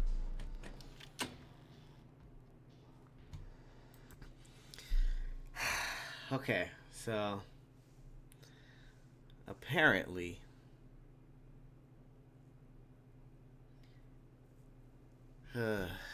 Jesus. Yeah, apparently these niggas don't even live together. I thought it was like an upstairs, downstairs type of situation.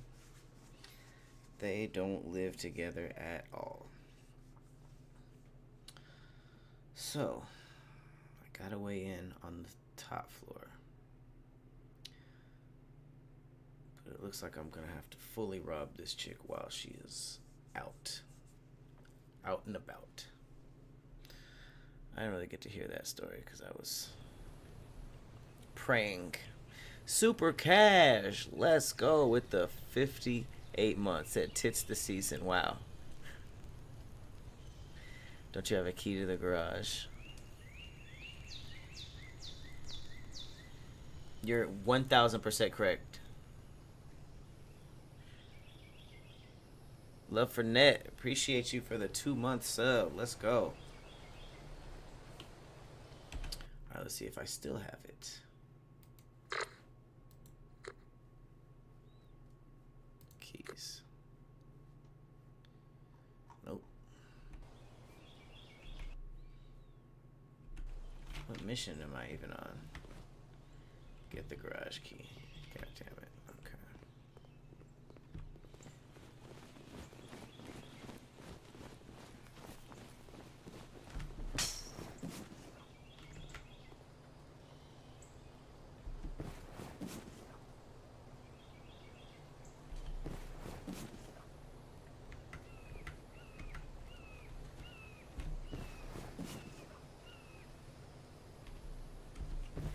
Okay. Okay.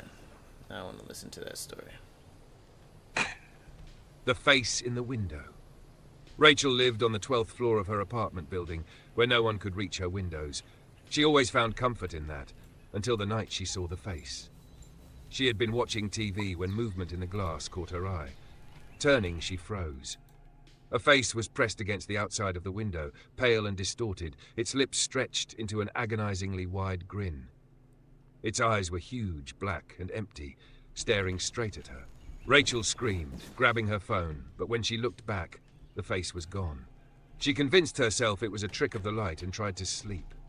But at 3 a.m., she woke to the sound of slow, deliberate tapping on the glass. Heart pounding, she turned toward the window. The face was back, closer now, its features twisting and cracking as it smiled even wider. Its hand was pressed against the glass, bony fingers splayed. This time its lips moved. "Let me in," it mouthed silently, its black eyes boring into her.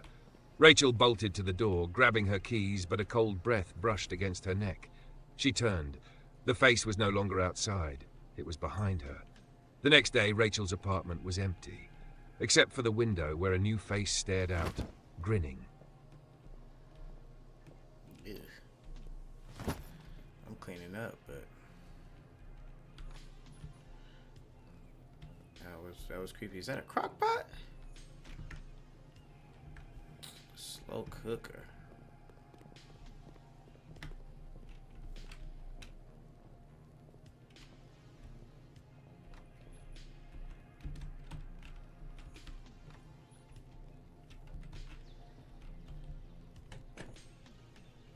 Cylinder vase.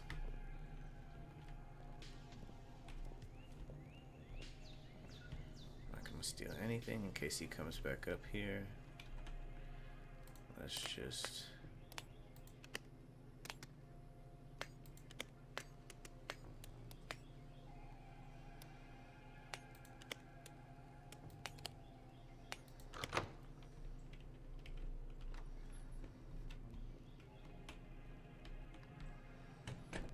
in case, I'm just gonna relock this so I don't get caught.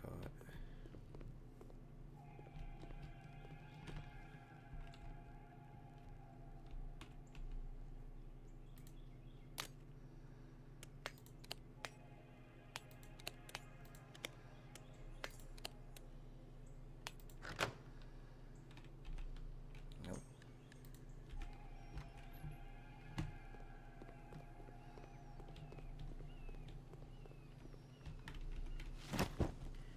Got the garage. Ooh, get everything you have. Calling the cops on me. Coffee machine. What else you got, girl? Everybody skateboard in this bitch. Oh, she back at 14 o'clock. I gotta go.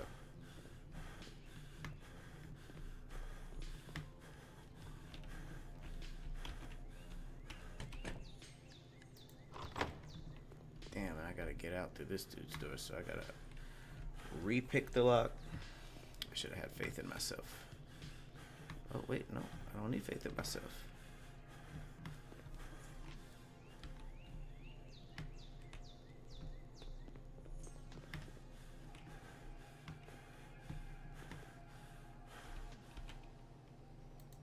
Hmm.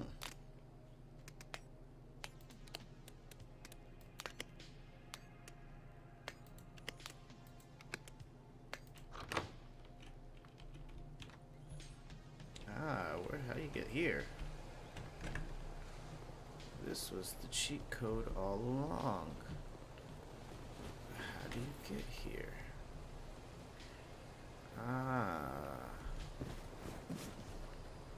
This was like a...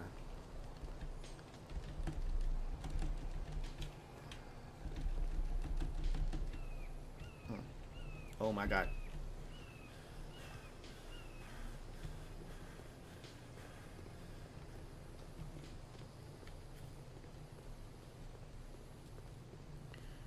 Steel car. Oh shit.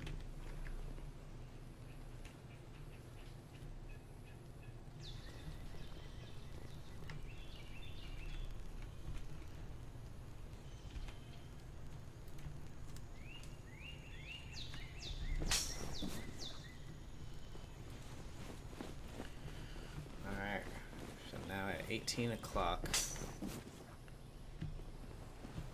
This doofus should have left. You damn right, perfect. Alright. Look here. I got a purse. Got another purse. Got a watch. $130 watch. What the heck? Must be prepared. Okay, well, I could just sell all this stuff then, huh? Doesn't seem like I need it.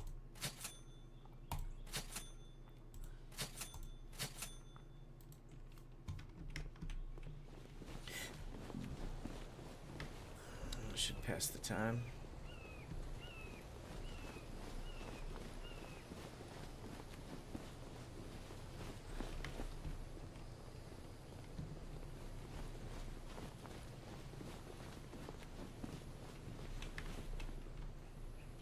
Go ahead and save just because, you know, they be tripping.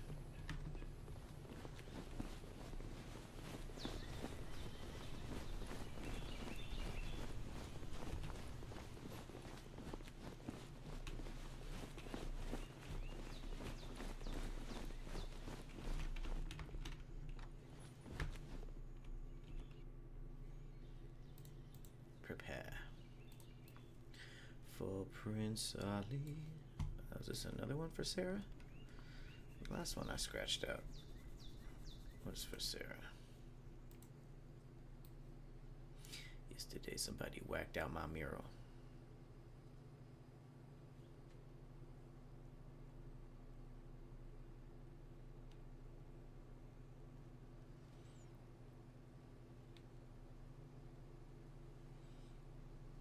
Y'all see an engraving? Oh, it's the real light.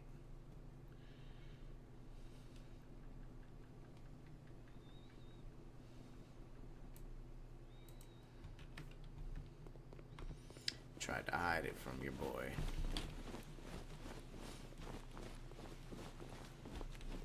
Yesterday somebody whacked out my murals.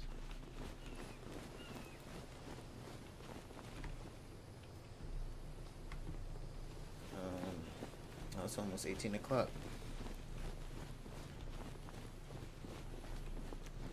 Let's sell this jewelry first.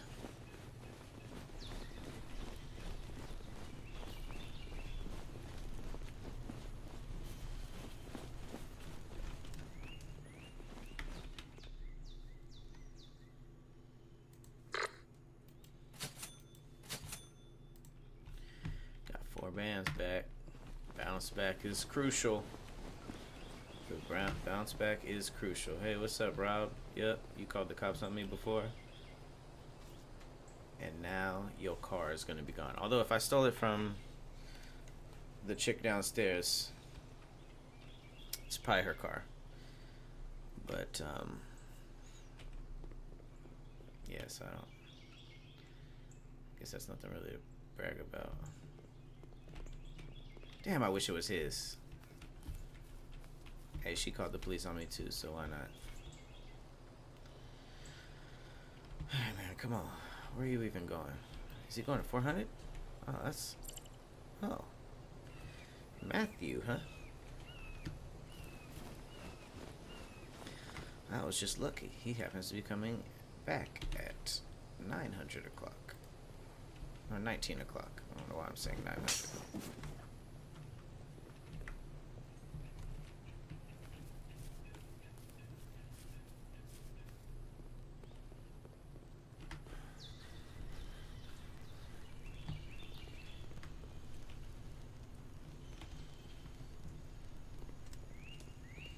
Oh, here we go.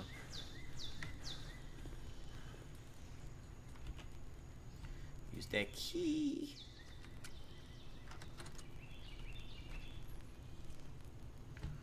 Ooh, that's so clean. I hope I don't have to give it to anybody. Uh-oh. Where are you going? Is that a laptop? Another necklace. Kish is that like every kiss begins with K? Are they like the jeweler out here? Because everybody got the kish. Everybody mama got their kish. Grab that camera though.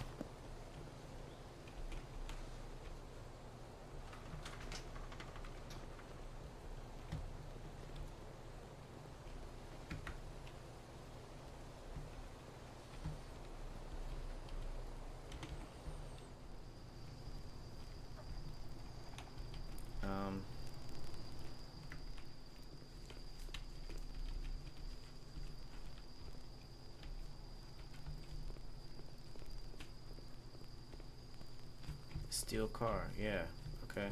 I'm trying to.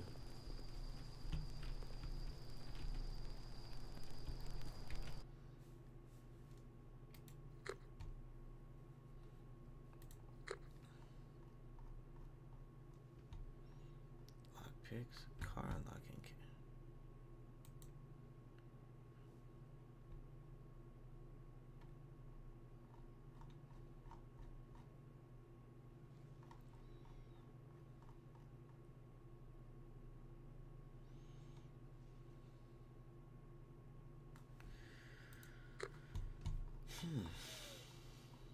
Okay. Impersonate a construction worker. Detect near tenants and cameras even behind walls. Looks like I gotta...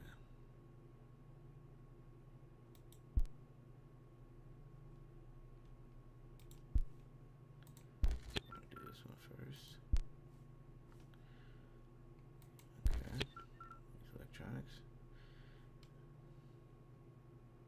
Sharp senses, lockpicking, backpacker, appraisal. Okay, that's all good stuff. I can't get under it, no way. Okay. Damn, so I done did all this and I can't even break in. R, tools.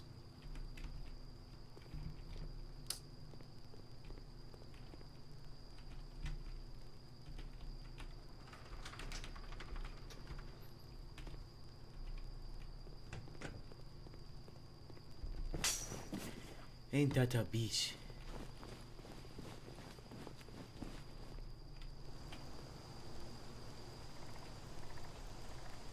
You turning?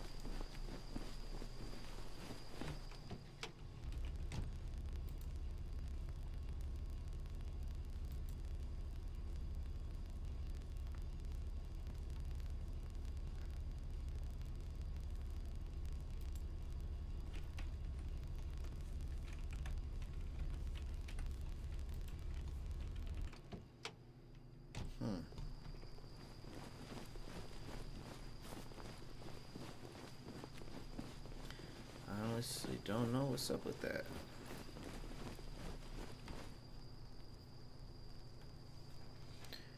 Three more.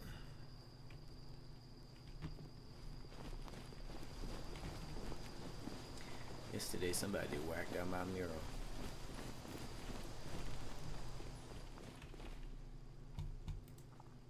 Yeah, go ahead and take. Oh, I can't sell this. Oh, I wasn't prepared. Ain't that some boo-boo water?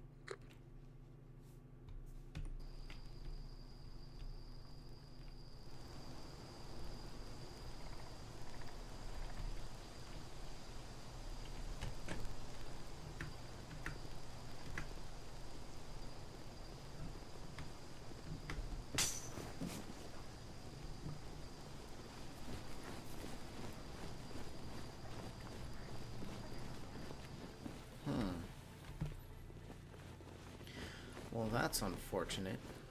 I really wanted to steal that car. Do I not know how yet or something?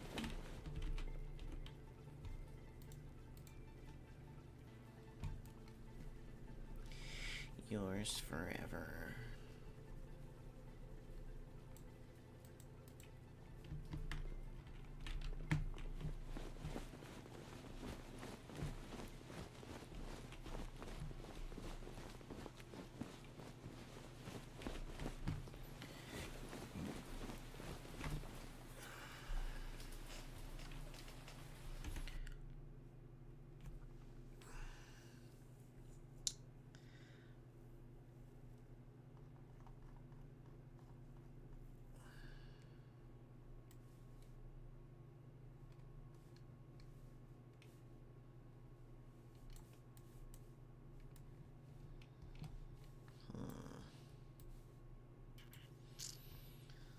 Skill I don't know yet, or is it just tripping? I feel like it might be tripping. So let's sleep for like 2 hours. I'll go back. The teeth in the dark. Okay, here's 3 stories. The teeth in the dark. Elliot woke in the middle of the night to the sound of chewing. It wasn't distant or muffled. It was close, wet, and relentless, like teeth gnashing through flesh. He sat up, his room pitch black, the noise louder now. It was coming from the corner of the room. "Who's there?" he whispered, his voice trembling. The chewing stopped. In the silence, he heard something else. Breathing. Slow and heavy, with a faint, sickening rasp. Elliot grabbed his phone and turned on the flashlight. The beam caught something crouched in the corner. Its face was wrong, all teeth, sharp, yellow, and too many for its mouth. Its skin was stretched thin, its limbs impossibly long, its head tilted as it grinned at him.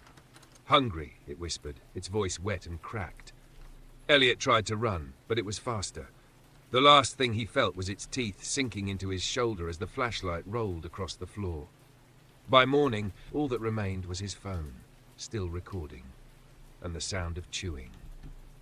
The thing behind the door. Hannah lived alone, but every night for the past week she'd heard quiet footsteps outside her bedroom door. Slow, deliberate, pacing back and forth. She thought it was her mind playing tricks, until the footsteps stopped and a faint scratching began. One night she couldn't take it anymore. She grabbed a kitchen knife, approached the door, and swung it open. The hallway was empty. Hannah laughed nervously, relief washing over her. She turned back to bed and froze. The door hadn't led to the hallway. It opened to something else, a vast dark void filled with shapes that shouldn't exist. From the blackness, a hand, long, spindly and wrong, reached out and grabbed the door frame. A face followed, featureless except for a wide, lipless grin. "I was waiting," it rasped, its voice rattling her skull. Before she could slam the door, it lunged. The next day, the door was gone, and so was Hannah. The waking thing. Jake always slept soundly, but recently he'd been waking up at exactly 3:33 a.m. every night.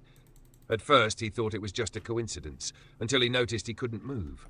His eyes were open, but his body was frozen. Every night he felt it, something standing at the foot of his bed. He couldn't see it, but he could hear the slow, heavy breaths, the faint sound of claws dragging across the floor. One night, the breathing stopped. Then he felt it. A hand, cold and wet, slid up his leg. Another gripped his arm, squeezing hard. A voice, low and guttural, whispered in his ear, "Don't wake up." The next morning, Jake's bed was empty, but the mattress was soaked and claw marks were gouged into the floor.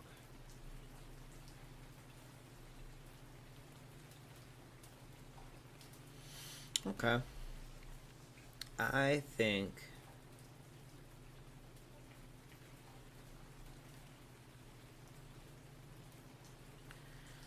this seems to be a bug. So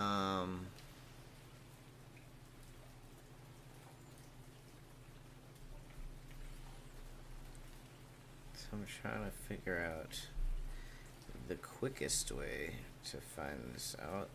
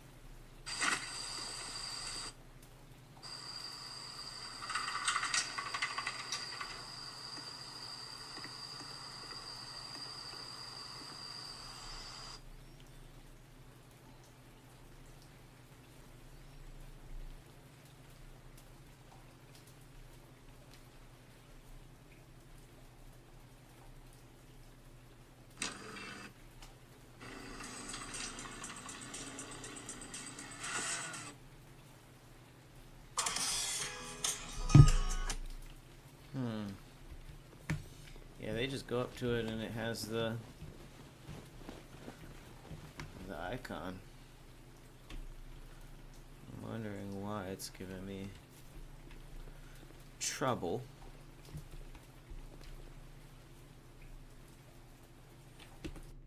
So I think I should quit. Yes, I like to exit.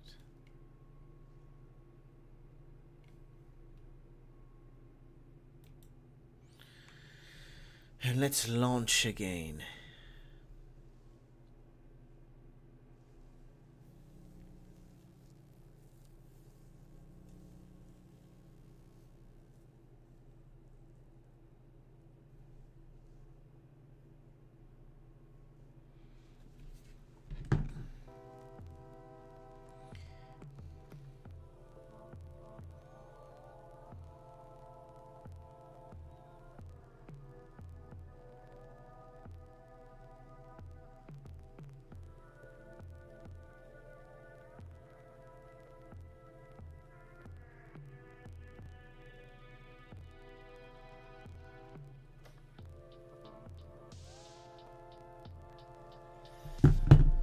Alright, let's try one more again.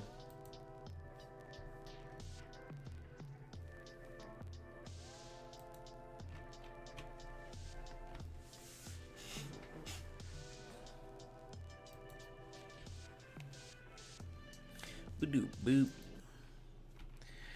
Boop doop. Boop doop. Boop doop doop doop.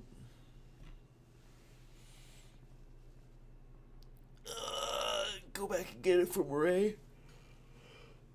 Oh no, I don't know why they would make me get the garage door thing. Do I need to learn how to hotwire or something? Oh damn, it's saved here. Okay.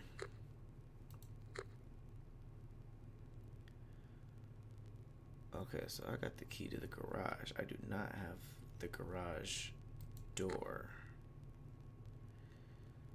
So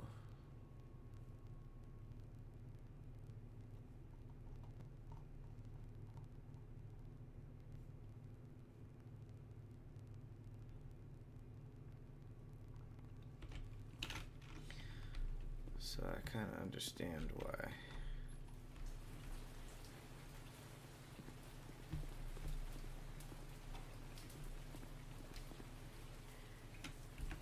Maybe.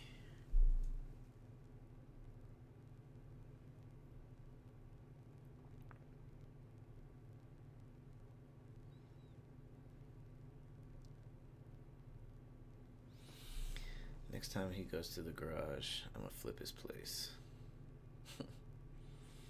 Which is 12 to 18.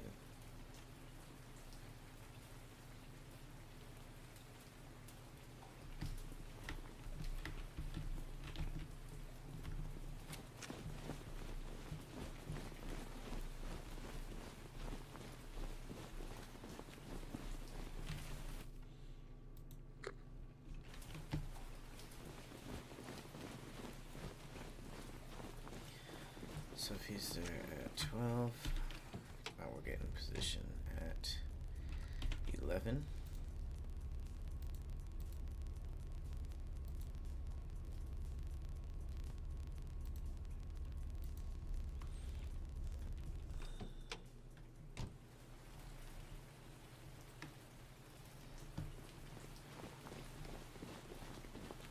So now I found her garage key, but I gotta find his key.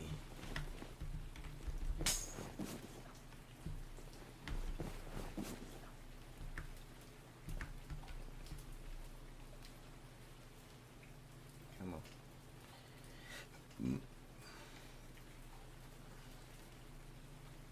Turn around.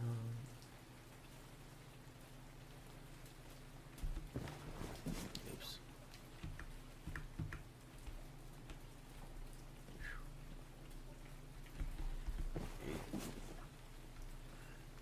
Yeah, not as alert as he used to be, huh? Stupid face.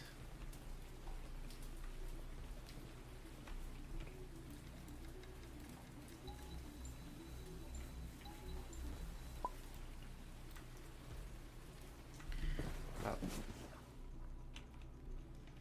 Alright, you motherfucker. Where is your car keys? Give me your girl earrings, unless they're yours.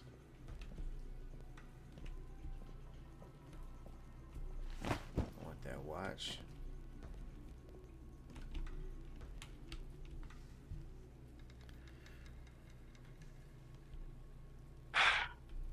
Mia woke up to laughter. It wasn't the kind of laugh you hear from people. It was hollow, echoing and wrong, like something pretending to understand joy. It came from the corner of her room, where the shadows were too thick. She squinted into the darkness, her breath hitching. The laughter stopped. "Mia," a voice rasped, soft and brittle. "Why don't you laugh anymore?" Her blood ran cold. It sounded like her voice, but cracked, broken, and smeared with something cruel. Yeah. She fumbled for her phone and turned on the flashlight. The beam revealed a figure crouched in the corner. Its face was hers, but warped, its jaw unhinged and hanging too low, its hollow eyes dripping black ichor. It grinned, wider than anything human should, and tilted its head, bones cracking. "Let me help," it said. Before she could scream, it leapt forward, its mouth stretching impossibly wide. By the time her neighbors checked on her, Mia was gone. But every night after, they heard laughter and Mia's voice from the shadows. Ugh. That might have been the worst one. Also, does this dude keep pizza under his sink? Did y'all see that? Just want to make sure I wasn't the only one that peeped that. That's just dirty. Anyways, take this nigga microwave. You ain't heating no food up as long as I'm around. Yeet. Okay.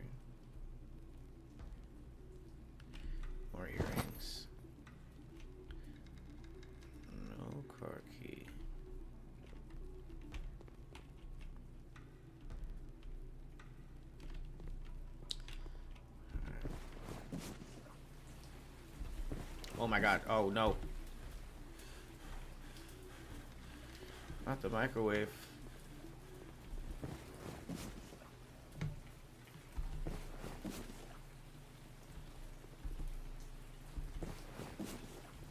Wait, before I leave, ain't there a little spot over here?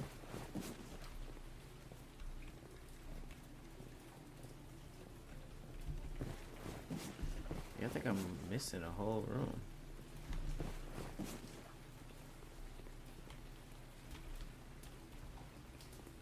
Just toss that down.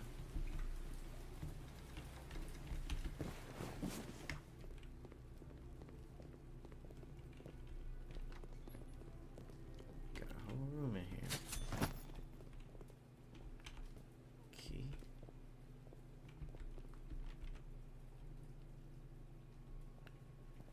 Bracelet, necklace.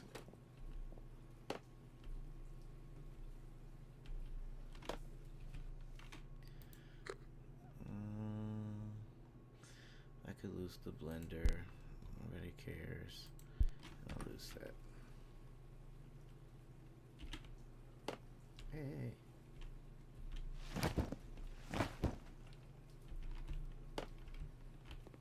Damn, I just dropped them right there on the floor.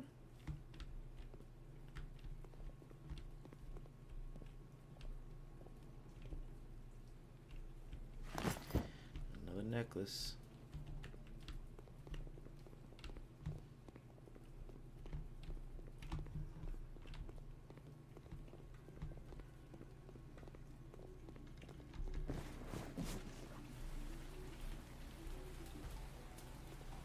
Woo.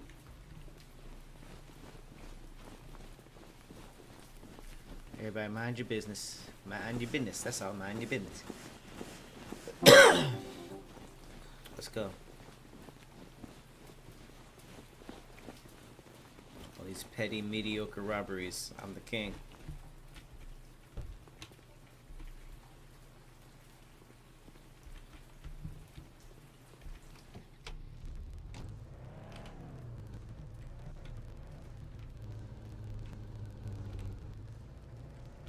Oh my god, almost hit him.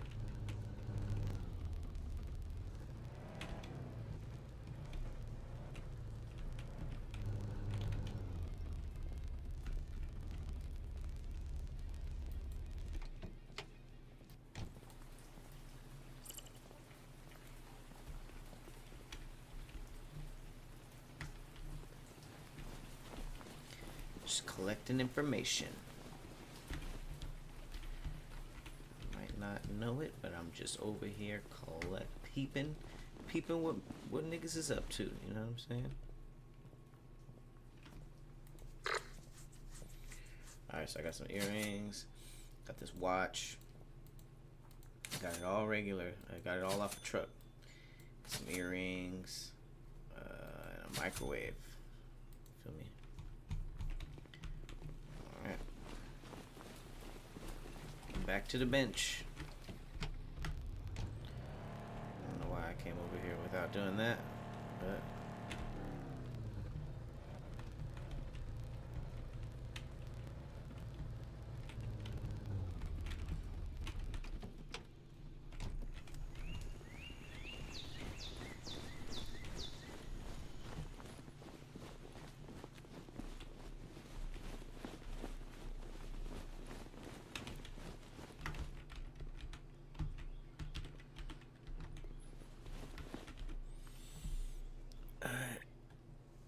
let's get another one going.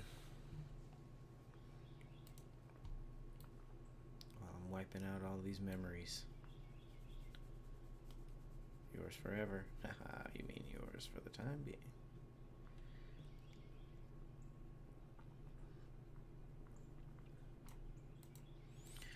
Rub that out. The crawling thing. Let's hear it. The crawling thing. Mark woke to the sound of scratching. Slow, deliberate, coming from inside the walls. He sat up, heart racing, and stared at the plaster. The sound grew louder, closer, until it stopped. Then came the whisper. "I'm in here with you." Mark froze. Slowly, the closet door creaked open, though the air in the room was still. His breath caught as he saw it, a hand, pale and thin, gripping the edge of the door. It wasn't a human hand. The fingers were far too long, the skin stretched tight over jagged bone. The hand was followed by a face. It was almost human, but wrong in every way. Yeah. The eyes were too large, black and glossy, and the mouth stretched from ear to ear, revealing teeth that gleamed like wet needles. The thing crawled out, its limbs contorted, clicking and popping as it dragged itself closer. "Don't look away," it hissed, its voice slithering like oil. Mark's body locked in terror as it crawled onto the bed, its mouth opening wider and wider, stretching until it split its face. The next morning, Mark's bed was empty. The walls were quiet again, but deep in the plaster, something new was crawling. See what I'm saying? Like, a lot of them have a very, very formulaic ending, where it's just like the monster kills them, and either the one who was killed is the new monster, or it's just like, and then it's gonna happen again. That was creepy, though. He said the mouth opened until it split. That's something you probably don't. Okay, so time traveling 101. That is a DeLorean.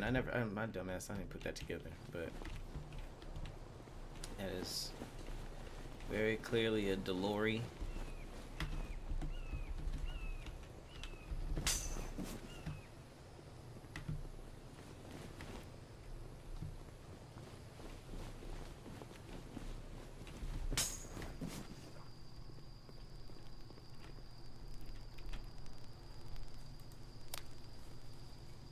I never saw what's in here.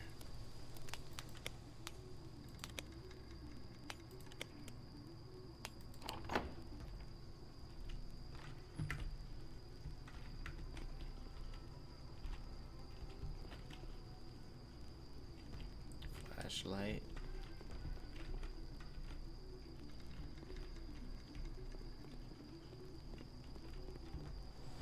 Damn joystick.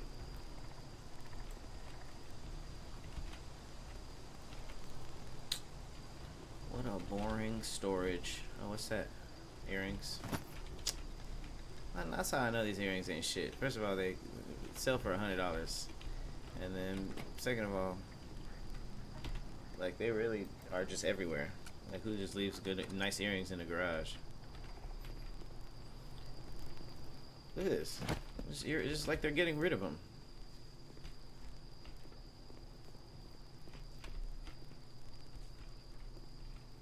Wait. Oh, it is bugged out. Yes.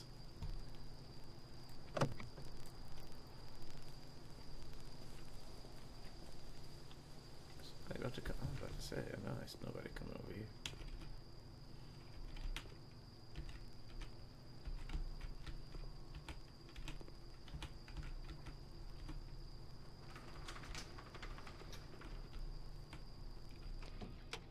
Yeah. Back to the future. Back to the past. How am I supposed to get out?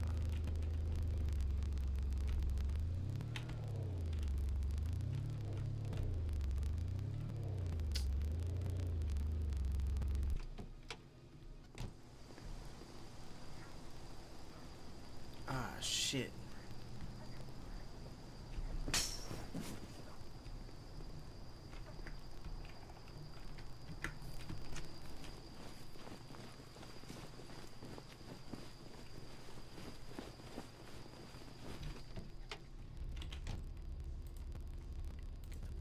Get the bolt cutters. Alright, hit me with another fire one, AI. Hit me with another fire one. I'm trying to be scared while I do this. The Shadow Smiler. I have a feeling this one's gonna be good. The Shadow Smiler. Ella first noticed it in her bedroom mirror, a shadow that wasn't hers. It stood just behind her, tall and still, with a faint outline of a head and shoulders. When she turned, there was nothing there. That night, as she brushed her teeth, she saw it again, closer now, looming behind her reflection. Its head tilted slowly, unnaturally, and she saw it, the smile.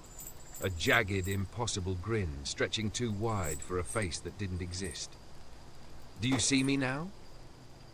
It whispered, though no sound came from the room. Ella backed away, her breath quickening. When she looked again, the shadow was gone, but her reflection was still smiling.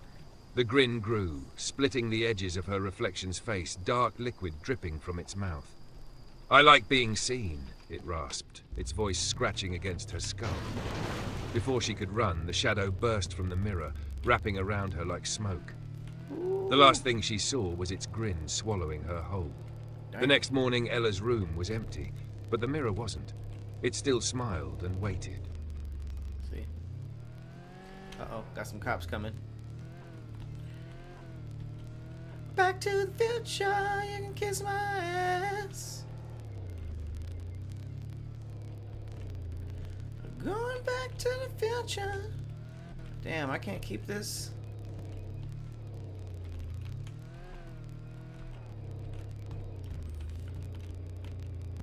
I really want to keep this.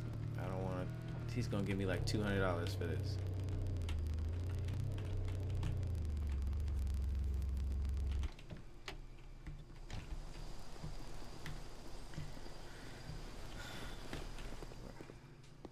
Oh, cutscene. Dear God, son, I had you shoot an elk. Aren't we over this? This'll never be over. Hey, I've seen They're him before. ruining my dreams of format dominance. Oh, thank God you're here. Listen, my boy's got some trouble with a little competition. Would you help him out and get him off my back? Thanks for the support, Dad. I'll be in my shop.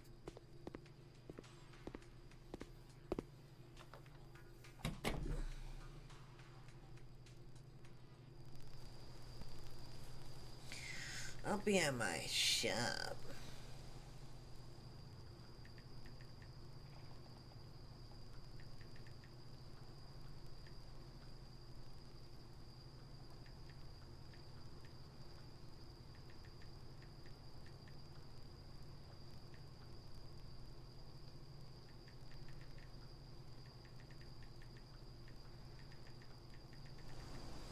Trying to think of some of the better stories we heard. Damn. So that's just it? I don't get that DeLorean no more? Howdy, young man. How may I help you? You got for sale. Not a damn. Howdy, young man. How may I help you? Oh. Cheapo sedan, cheapo wagon, cheapo taxi. Getting 600 per. Okay. Let's get all these. Look at that. All type of missions for next time.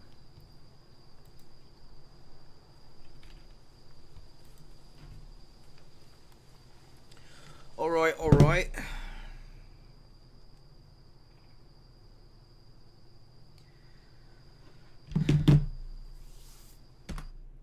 It's time for me to get back to it. Back to this editing. I appreciate y'all for hanging out with me. I'll be streaming again Wednesday, maybe tomorrow, because I got some free time. But Wednesday for sure. I'll be doing my Nintendo 64 stream. Yeah, make sure you are sub to the Twitch channel, subscribe to the YouTube channel, or both of them. You gotta steal the key. Okay. No, you didn't have to steal the key. Actually, I just finished it, but I'm kind of sad that I didn't get to keep that DeLorean. But I'm sure there's a bunch of cool cars in this game. Yep, I'm gonna get off. I might jump back and play this a little bit later, probably offline. But if you like playing this game, if you like seeing me play this game and Thief 2, subscribe to the channel, because I'll probably be doing.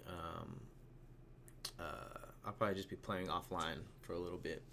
But I appreciate you. Thank you, Cam, W Stream, W Chat, man. Y'all always pulling up with good energy, and I think that the haunted stories are a lot of fun. Yeah, I think it's a W format, guys. W format. I think of some cool stuff every now and then. Appreciate you, Hiccups. Yep. Subscribe to everything. I got some podcasts coming out. Napa Valley We Trippin' is about to drop. I just sent in the final notes. I think it might be our best episode. Great Taste, Worst Taste coming out this Wednesday. Episode 2, Worst Sex Position. You heard it from me first. It's about 26 minutes. Very long. The first few episodes were like 4 minutes. I pushed it up to like 15, 16.